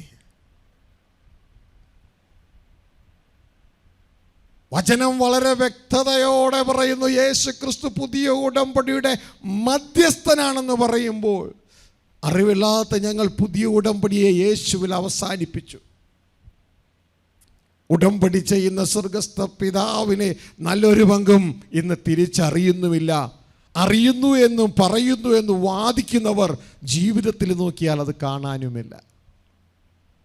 പിശാച് ഞങ്ങളെ ജയിച്ചപ്പാ, എന്നാൽ ഈ നാളുകളിൽ ഇനിയും അവൻ ഞങ്ങളെ ജയിക്കാതെ, ഞങ്ങൾ അവനെ ജയിപ്പാൻ, അവൻ്റെ തന്ത്രങ്ങളിൽ വീഴാതെ അവനെ ജയിപ്പാനുള്ള കൃപ തരണമേ എന്ന് പ്രാർത്ഥിക്കുന്നു.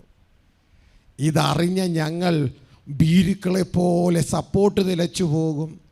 മനുഷ്യരെന്ത് വിചാരിക്കും, അയ്യോ ഞങ്ങളെ പള്ളിയിൽ നിന്ന് പുറത്താക്കുമല്ലോ എന്നൊക്കെ പറഞ്ഞ് ഒതുങ്ങിപ്പോകാതെ, അവസാനം അങ്ങ് ഞങ്ങളെ ഒതുക്കാതെ ഈ നാളുകളിൽ ക്രിസ്തുവിനെ പോലെ ധൈര്യത്തോടെ സത്യത്തിന് സാക്ഷി നിൽക്കുവാൻ, പൗലോസിനെ പോലെ മനുഷ്യരെ പ്രസാദിപ്പിക്കാതെ ക്രിസ്തുവിനെ പ്രസാദിപ്പിക്കുന്ന ക്രിസ്തുവിൻ്റെ ദാസന്മാരായിരിക്കാൻ ഞങ്ങൾക്കങ്ങ് അങ്ങയുടെ ആത്മാവിൻ്റെ ബലം തരണമേ. എല്ലാ ദൈവദാസന്മാർക്കും വേണ്ടി പ്രാർത്ഥിക്കുന്നപ്പാ. ഈ അന്ത്യനാളുകളിൽ ഭീരുത്വത്തിൻ്റെ ആത്മാവിനെ അല്ല, ധൈര്യത്തിൻ്റെ, സ്നേഹത്തിൻ്റെ, സുബോധത്തിൻ്റെ ആത്മാവിനെ അങ്ങ് ഞങ്ങൾക്ക് നൽകിയിരിക്കുകയാൽ എൻ്റെ കൂട്ട സഹോദരങ്ങളെ എല്ലാ ദൈവദാസന്മാരുടെ മേലും ഈ ആത്മാവിനെ വരണമേ എന്ന് പ്രാർത്ഥിച്ചുകൊണ്ട് അവരെ അനുഗ്രഹിക്കുകയാണ്. എല്ലാ വ്യക്തിത്വങ്ങളുടെ മേലും, എല്ലാ ദൈവമക്കളുടെ മേലും ധൈര്യത്തിൻ്റെ, സ്നേഹത്തിൻ്റെ, സുബോധത്തിൻ്റെ ആത്മാവ് നിറയട്ടെ. ദൈവശക്തിയാൽ അവർ നിറയട്ടെ. ദൈവിക ബലത്താൽ അവർ നിറയട്ടെ. ഈ അന്ത്യനാളുകളിൽ ദൈവത്തിൻ്റെ ശരീരമായ ക്രിസ്തുവിലെ അവയവങ്ങളായി ശോഭിപ്പാൻ ഞങ്ങളെ സഹായിക്കുന്നതിനായി നന്ദി. അതിനായി ഇവരെ അനുഗ്രഹിക്കുന്നു. പ്രിയ നല്ല പിതാവേ, ഈ ശബ്ദ കാഴ്ചപരിധിയിലുള്ള എല്ലാ ജനത്തെയും അങ്ങയുടെ കരങ്ങളിൽ ഏൽപ്പിക്കുന്നു. പലർക്കും ഇതൊന്നും ഒരു വിഷയമേ അല്ല. അവരുടെ വിഷയങ്ങൾ അവരുടെ ശരീരത്തിലെ വിഷയമാണ്, രോഗമാണ്. അവരുടെ വിഷയങ്ങൾ അവരുടെ കടഭാരമാണ്.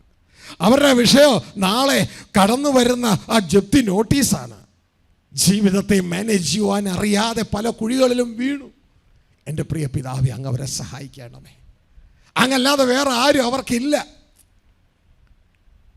പ്രിയ നല്ല നാഥ, അപ്പാ ഇപ്പോൾ മറ്റൊന്നും ഒരു റിക്വസ്റ്റ്, ഒരു റിക്വയർമെൻറ്റും ചോദിക്കാതെ ആ കുഞ്ഞുങ്ങളെ അങ്ങ് വിടുവിക്കണമേ അപ്പാ. അവരുടെ എല്ലാം, ഞങ്ങളുടെ എല്ലാ പാപത്തിന് വേണ്ടിയാണല്ലോ യേശുക്രിസ്തു കാൽവരിയിൽ മരിച്ചത്. ഞങ്ങൾ ഭോഷന്മാരാണപ്പാ, ഭോഷത്വമേ ചെയ്യുകയുള്ളൂ. ഞങ്ങളുടെ ഭോഷത്വം കൊണ്ടാണ് ഇങ്ങനെ പല പല കുഴികളിലും വീണത്. അങ്ങയുടെ ആലയമായ ശരീരത്തെ പിശാചിന് രോഗിയാക്കാൻ വിട്ടുകൊടുത്തത് ഞങ്ങളുടെ കുഴപ്പം കൊണ്ടാണപ്പാ. എന്നിട്ട് അതിന് സമ്മതിക്കാതെ ന്യായീകരിച്ചുകൊണ്ടിരിക്കുന്ന സഹോദരിമാരെ അങ്ങയുടെ കരങ്ങളിലേക്ക് സമർപ്പിച്ചുകൊണ്ട് അവർക്ക് വേണ്ടി ഞാൻ ക്ഷമ ചോദിക്കുന്നു പിതാവേ. ഞങ്ങളുടെ കുഴപ്പം കൊണ്ടാണ് ഇതൊക്കെ സംഭവിച്ചത്, ഞങ്ങളുടെ കുഴപ്പം കൊണ്ട്. ദാനിയേൽ പ്രാർത്ഥിച്ചതുപോലെ ഞങ്ങളുടെ പിതാക്കന്മാർ അങ്ങയോട് പാപം ചെയ്തു, ഞങ്ങൾ അങ്ങയോട് പാപം ചെയ്തു. അവർക്ക് വേണ്ടി ഞാൻ അങ്ങയോട് മാപ്പ് ചോദിക്കുന്നു. അവരെ അങ്ങ് സൗഖ്യമാക്കണേ അപ്പാ, സൗഖ്യമാക്കണേ.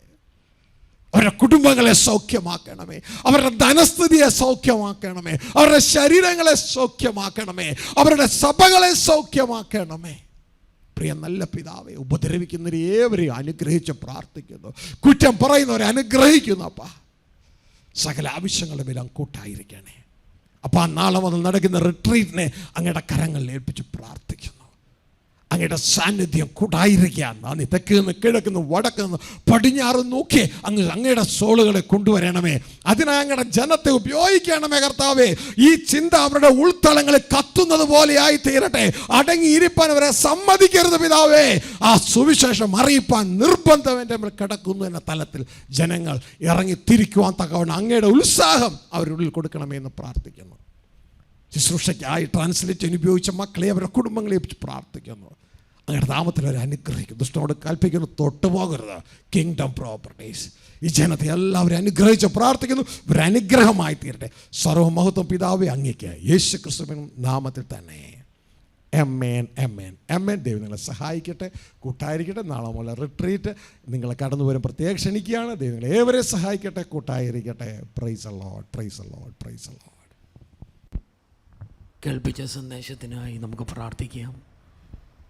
ഈ സന്ദേശം വെറുതെ നമ്മൾ കെട്ടുപോകാതെ നമ്മുടെ ജീവിതത്തിൽ കൊണ്ടുവരുവാൻ, ജീവനാക്കി മാറ്റുവാൻ അവിടെ ഇടയായി തീരട്ടെ. ദൈവം നമ്മളെ എത്ര ആഴമായി സ്നേഹിക്കുന്നു. അതുകൊണ്ടാണ് സത്യങ്ങൾ മുഴുവൻ നമ്മളെ കേൾപ്പിക്കുന്നത്. പൗലോസ് പറഞ്ഞതുപോലെ ഒട്ടും മറച്ചു വെക്കാതെ മുഴുവനായി ദൈവത്തിൻ്റെ പൂർണ്ണ ആലോചന ദൈവം നമ്മുടെ മുമ്പിൽ അറിയിച്ചു. ഇനിയും നമ്മുടെ ലക്ഷ്യമാണ് ക്രിസ്തുവിനെ അനുഗമിച്ച് പിതാവിലേക്ക് എത്തിച്ചേരുക എന്നുള്ളത്. പലപ്പോഴും പറഞ്ഞിട്ടും നമുക്ക് ഒരു മാറ്റമില്ല. വീണ്ടും ദൈവം നമ്മളെ അത് അറിയിക്കുന്നു. മടുപ്പില്ലാതെ ആ ദൈവത്തിൻ്റെ പൂർണ്ണ ആലോചനയിൽ നിലകൊണ്ടുകൊണ്ട് മുമ്പോട്ട് പോകുവാൻ എന്നെ സഹായിക്കണമേ എന്ന് നമുക്ക് ദൈവത്തോട് പ്രാർത്ഥിക്കാം. എല്ലാവരും പ്രാർത്ഥിക്കുമ്പോൾ സൂമിലൂടെ പ്രിയ ഫിലിപ്പങ്കൾ ശബ്ദമുയർത്തി പ്രാർത്ഥിക്കും. പ്രാർത്ഥനയോടുകൂടെ ദൈവസന്നിധിയിൽ ആയിരിക്കാം. പരിശുദ്ധനും നിത്യനുമായ ഞങ്ങളുടെ വാഴ്ത്തപ്പെട്ട നല്ല ദൈവമേ, സ്വർഗീയ പിതാവേ, ഈ നല്ല സമയത്തിനായിട്ട് നന്ദിയുള്ള ഹൃദയത്തോടെ കർത്താവേ ഞങ്ങൾ അങ്ങയെ വാഴ്ത്തി സ്തുതിക്കുന്നു, സ്തോത്രം ചെല്ലുന്നു. അങ്ങയുമായിട്ടുള്ള ഞങ്ങളുടെ കൂട്ടായ്മയെ കർത്താവ് ഇത്രത്തോളം അനുഗ്രഹിച്ചതിനാൽ നന്ദി കർത്താവേ. അങ്ങയുടെ പരിശുദ്ധ സാന്നിധ്യം എല്ലാ പ്രിയപ്പെട്ടവരും അനുഭവിച്ചറിയുവാൻ കർത്താവ് കൃപ ചെയ്തതിനാൽ നന്ദി. എല്ലാ ശുശ്രൂഷകളെയും കർത്താവ് ഇത്രത്തോളം ഹല്ലിയ കർത്താവേ സ്തോത്രം ഹാലലി ചന്തോചിതമായി കർത്താവ് നടത്തി തന്നതിനാൽ നന്ദി കർത്താവേ. മീറ്റിംഗ് കണ്ടക്ട് ചെയ്യുവാൻ തക്കവണ്ണം ദാസനെ ബലപ്പെടുത്തിയതിനാൽ നന്ദി കർത്താവേ. അനുഗ്രഹിക്കപ്പെട്ട ഗാനങ്ങൾ ആലപിക്കുവാൻ കർത്താവിന് നേതൃത്വം കൊടുത്ത ദാസനെയും ഞങ്ങളെയും അല്ലെ കർത്താവ് സ്തോത്രം ഞങ്ങളങ്ങനെ വാഴ്ത്തി സ്തുതിക്കുന്നു കർത്താവെ. പ്രബോധനം കേൾപ്പിച്ച് ഞങ്ങളുടെ മക്കൾക്ക് വേണ്ടി പ്രാർത്ഥിക്കുന്നു. ദിവസം തോറും ഞങ്ങളുടെ മക്കൾക്ക് ആവശ്യമായിട്ടുള്ള സ്വർഗീയ ആലോചനകൾ അല്ലെ ഞങ്ങളുടെ മക്കൾക്ക് നൽകി അവരെ വഴി നടത്തുന്നതിനാൽ നന്ദി കർത്താവെ. കേൾപ്പിച്ച ആ പ്രബോധനം കർത്താവെ സ്തോത്രം ആലലിയ കർത്താവെ സ്തോത്രം ഡെയിലി കർത്താവെ സ്തോത്രം ഹാലലിയ ബ്രെഡ് ഞങ്ങൾക്കും കർത്താവെ അനുഗ്രഹത്തിന് കാരണമാക്കി തീർക്കുന്ന വലിയ കൃപയ്ക്കായി സ്തോത്രം. അങ്ങയുടെ മക്കളെ കൂടുതലായി അനുഗ്രഹിക്കണമേ കർത്താവെ. സ്തോത്ര ഒരുപാട് നീട്ടിയ കർത്താവ് ഞങ്ങളുടെ മക്കളെ കർത്താവ് അനുഗ്രഹിക്കണമേ. അല്ലെങ്കിൽ കർത്താവയുടെ അല്ലെങ്കിൽ എല്ലാ ആവശ്യങ്ങളിൽ മേലും കർത്താവ് ഇടപെട്ട് കർത്താവ് സഹായിക്കണം, അനുഗ്രഹിക്കണമെന്ന് പ്രാർത്ഥിക്കുന്നു കർത്താവെ. വചനം സംസാരിച്ച് ഞങ്ങളുടെ ദാസന് വേണ്ടി പ്രാർത്ഥിക്കുന്നു. അല്ലെ സ്വർഗീയ അധികാരത്തോടും പരിശുദ്ധാത്മാഭിഷേകത്തോടും കൂടെ അല്ലെ വചനം പ്രസ്താവിപ്പാൻ തക്കവണ്ണം, വചനത്തിന്റെ ആഴങ്ങളിലേക്ക് ഞങ്ങളെ നയിപ്പാൻ തക്കവണ്ണം, അല്ലെ മറഞ്ഞിരിക്കുന്ന മർമ്മങ്ങൾ കർത്താവ് ഞങ്ങൾക്ക് വെളിപ്പെടുത്തി തരുവാൻ തക്കവണ്ണം, അന്ത്യകാലത്ത് ഞങ്ങൾക്ക് ആവശ്യമായിട്ടുള്ള ആദ്യ സ്വർഗീയ കർത്താവെ ആലോചന തരുവാൻ തക്കവണ്ണം കർത്താവ് കൃപ നൽകിയതിനാൽ നന്ദി കർത്താവെ. ഹാലലിയ കർത്താവെ സ്തോത്രം. ഹാലലിയ. പഴയ ഉടമ്പടിയും പുതിയ ഉടമ്പടിയും കർത്താവെ, പഴയ ഉടമ്പടി നിൽക്കുമ്പോൾ തന്നെ പുതിയ ഉടമ്പടി സ്ഥാപിപ്പാൻ തക്കവണ്ണം പഴയതിനെ നീക്കിക്കളഞ്ഞ ഞങ്ങളുടെ നല്ല കർത്താവിന് നന്ദി കർത്താവെ. പുതിയ ഉടമ്പടിയിലേക്ക് കടന്നു വരുവാൻ അല്ലെ ഞങ്ങൾക്ക് കർത്താവ് തരുന്ന അല്ലെ കർത്താവ് ഓരോ വചനങ്ങൾക്കായിട്ടും കർത്താവെ ഞങ്ങളെ വാഴ്ത്തി സ്തുതിക്കുന്ന കർത്താവെ. വരും ദിവസങ്ങളിൽ അല്ലെ കർത്താവെ സ്തോത്രം കർത്താവിന് വേണ്ടി അല്ലെ കർത്താവെ അല്ലെ വക്രതയും കർത്താവ് കോട്ടവുമുള്ള ഈ തലമുറയുടെ നടുവിൽ അനന്യരും പരമാർത്ഥികളും ദൈവത്തിന് നിഷ്കള മക്കളായി തീരുവാൻ തക്കവണ്ണം ഞങ്ങളെ ഓരോരുത്തരെയും കർത്താവ് ഒരുക്കിക്കൊണ്ടിരിക്കുന്ന വലിയ കൃപയ്ക്കായിട്ട് സ്തോത്രം. കർത്താവ് ഞങ്ങൾക്ക് തന്നിരിക്കുന്ന ഈ അനുഭവത്തിലേക്ക് അനേകരെ കർത്താവ് വരും ദിവസങ്ങളിലേക്ക് കൂട്ടി വരുത്തുവാൻ തക്കവണ്ണം അല്ലെ കർത്താവ് ഞങ്ങളെ സഹായിക്കണമേ. ഓരോരുത്തരെയും ബലപ്പെടുത്തണമേ കർത്താവെ. അല്ലെ കർത്താവ് നാളെ തൊട്ട് തുടങ്ങുന്ന കർത്താവെ റിട്ടയർമെന്റ് അനുഗ്രഹത്തിന് വേണ്ടി പ്രാർത്ഥിക്കുന്നു. പലയിടങ്ങളിൽ നിന്നും കർത്താവെ അനേകരെ കർത്താവ് കൂട്ടിക്കൊണ്ട് വരണമേ കർത്താവെ. അവരും കടന്നു വന്ന് അല്ലെ കർത്താവിനെ അറിയുവാനും സത്യം അറിയുവാനും ആ സത്യത്തിൽ ജീവിക്കാനും അല്ലെ കർത്താവ് സഹായിക്കണമെന്ന് പ്രാർത്ഥിക്കുകയാണ് കർത്താവെ. അങ്ങയുടെ മക്കളെ ഓരോരുത്തരും ദിവ്യകരങ്ങളിലേക്ക് വീണ്ടും ഏൽപ്പിച്ചുകൊണ്ട് പ്രാർത്ഥിക്കുന്നു. അവരുടെ എല്ലാ ജീവിത ആവശ്യങ്ങളിൽ മേലും കർത്താവിന്റെ അത്ഭുതത്തിന്റെ കരങ്ങൾ അവരുടെ കർത്താവ് ജീവിതത്തിന്റെ എല്ലാ മേഖലകളിലും അല്ലെ കർത്താവ് ഒരു സാമ്പത്തികം അല്ലെ കർത്താവെ അവരുടെ ജോലിക്കാര്യങ്ങൾ അവരുടെ കർത്താവെ സ്തോത്രം ശാരീരികമായിട്ടുള്ള അവസ്ഥ അല്ലെ കർത്താവ് സമാധാനം എല്ലാ നിലകളിലും കർത്താവിന്റെ അത്ഭുതത്തിന്റെ കരങ്ങൾ ദിവസം തോറും കർത്താവ് അനുഭവിച്ചറിയുവാൻ അല്ലെ ഞങ്ങളുടെ മക്കൾ ഞങ്ങൾ എല്ലാവരും കർത്താവിനോട് ഓരോ ദിവസം കഴിയും തോറും അടുത്തു വരുവാൻ അല്ലെ സബത്ത് കർത്താവിനോടുകൂടെ ആചരിപ്പാൻ തക്കവണ്ണം അല്ലെ ഞങ്ങൾ ഇവിടെ ആയിരിക്കുമ്പോഴും കർത്താവിനോടുകൂടെ ജീവിപ്പാൻ തക്കവണ്ണം അല്ലെ കർത്താവ് ഞങ്ങളെ ഓരോരുത്തരെയും കർത്താവ് സഹായിക്കണമെന്ന് പ്രാർത്ഥിക്കുന്നു കർത്താവെ. ശുശ്രൂഷകളെ ഇത്രത്തോളം അനുഗ്രഹിച്ചതിനാൽ നന്ദി, പ്രാർത്ഥന കേട്ടതിനാൽ നന്ദി. എല്ലാ മഹത്വം അങ്ങ് മാത്രം എടുക്കണമേ. ഞങ്ങളുടെ കർത്താവിന്റെ രക്ഷിതാവ് വീണ്ടെടുപ്പുകാരനുമായ ക്രിസ്തുയേശുവിന്റെ വിശുദ്ധ നാമത്തിൽ തന്നെ ആമേൻ. കേൾപ്പിച്ച സന്ദേശം വീണ്ടും വീണ്ടും കേൾക്കുക. നമ്മുടെ വാട്സപ്പ് ഗ്രൂപ്പിലൊക്കെ ഇതിൻ്റെ MP3 വരുമല്ലോ. നിങ്ങൾ വീണ്ടും വീണ്ടും കേൾക്കുക, ജീവനിൽ വളരുക. ആശീർവാദത്തിനായി നമ്മുടെ തലകളെ വണക്കാം. പിതാവായ ദൈവത്തിൻ്റെ സ്നേഹവും പുത്രനായ യേശുക്രിസ്തുവിൻ്റെ കൃപയും ആശ്വസിപ്പിച്ച് വഴി നടത്തുന്ന പരിശുദ്ധാത്മാവിൻ്റെ സംസർഗവും കൂട്ടായ്മയും ഇന്നു മുതൽ എന്നേക്കും നമ്മുടെ മേലുണ്ടായിരിക്കുമാറാകട്ടെ. ആമേൻ. സമാധാനത്തിൻ്റെ ദൈവമോ വേഗത്തിൽ സാത്താനെ നമ്മുടെ കാൽ കീഴിൽ ചതച്ച് കളയുമാറാകട്ടെ. നമ്മുടെ കർത്താവായ യേശുക്രിസ്തുവിൻ്റെ കൃപ ഇന്നു മുതൽ എന്നേക്കും നമ്മുടെ മേലുണ്ടായിരിക്കുമാറാകട്ടെ. ആമേൻ, ആമേൻ, ആമേൻ, ആമേൻ, ആമേൻ, ആമേൻ. സർവമേഖലയിലും നിങ്ങളൊരു അനുഗ്രഹമാകട്ടെ. നിങ്ങളുടെ വ്യക്തിപരമായ ജീവിതത്തിൽ, കുടുംബജീവിതത്തിൽ, ഓഫീസ്, ബിസിനസ്, കൃഷി മണ്ഡലങ്ങളിൽ, അതിലെല്ലാം ഉപരി നിങ്ങളുടെ ആത്മീക ജീവിതത്തിൽ നിങ്ങൾ വായി തുറക്കുമ്പോൾ നിങ്ങളുടെ ഉള്ളിലെ ദൈവസിംഹാസനത്തിൻ്റെ കീഴിൽ നിന്ന് ഒഴുകുന്ന ജീവജല നദി നിങ്ങളിലൂടെ പുറപ്പെട്ട അനേകർക്ക് ജീവൻ കൊടുക്കുന്ന തലത്തിലുള്ളൊരു ആത്മീക വളർച്ച സ്വർഗത്തിലെ ദൈവം നിങ്ങൾക്ക് തരട്ടെ. അതിലൂടെ അനേകർ ജീവനിലേക്ക് വരട്ടെ. ദുഷ്ടനായ പിശാചിനോട് കൽപ്പിക്കുന്നു, യേശുക്രിസ്തുവിൻ്റെ രക്തത്താൽ വീണ്ടെടുത്ത കിങ്ഡം പ്രോപ്പർട്ടീസായി മക്കൾ, ദൈവത്തിൻ്റെ സ്വന്തം ജനം, തൊട്ടുപോകരുത്. ജനത്തെ അനുഗ്രഹിക്കുന്നു. ബി ഫ്രൂട്ട്ഫുൾ, ഫലമുള്ളവരായിത്തീരുക സർവമേഖലയിലും. Glory to God. ദൈവം സഹായിക്കട്ടെ, കൂട്ടായിരിക്കട്ടെ. നാളെ മുതൽ റിട്രീറ്റാണ്, വീണ്ടും ഓർപ്പിക്കുകയാണ്. ദൈവം ഏവരെ സഹായിക്കട്ടെ. കടന്നു വന്നാട്ടെ. നിങ്ങളിലൂടെ അനേകർ കടന്നു വരുവാൻ ദൈവം സഹായിക്കട്ടെ. കാര്യങ്ങളെ ചേർത്ത് പിടിച്ച തൽക്കാലം നമുക്ക് പിരിയാൻ ചിരിക്കുന്ന മുഖത്തോടുകൂടെ ദൈവം ഏവരെ സഹായിക്കട്ടെ, കൂട്ടായിരിക്കട്ടെ. Praise the Lord, praise the Lord, praise the Lord.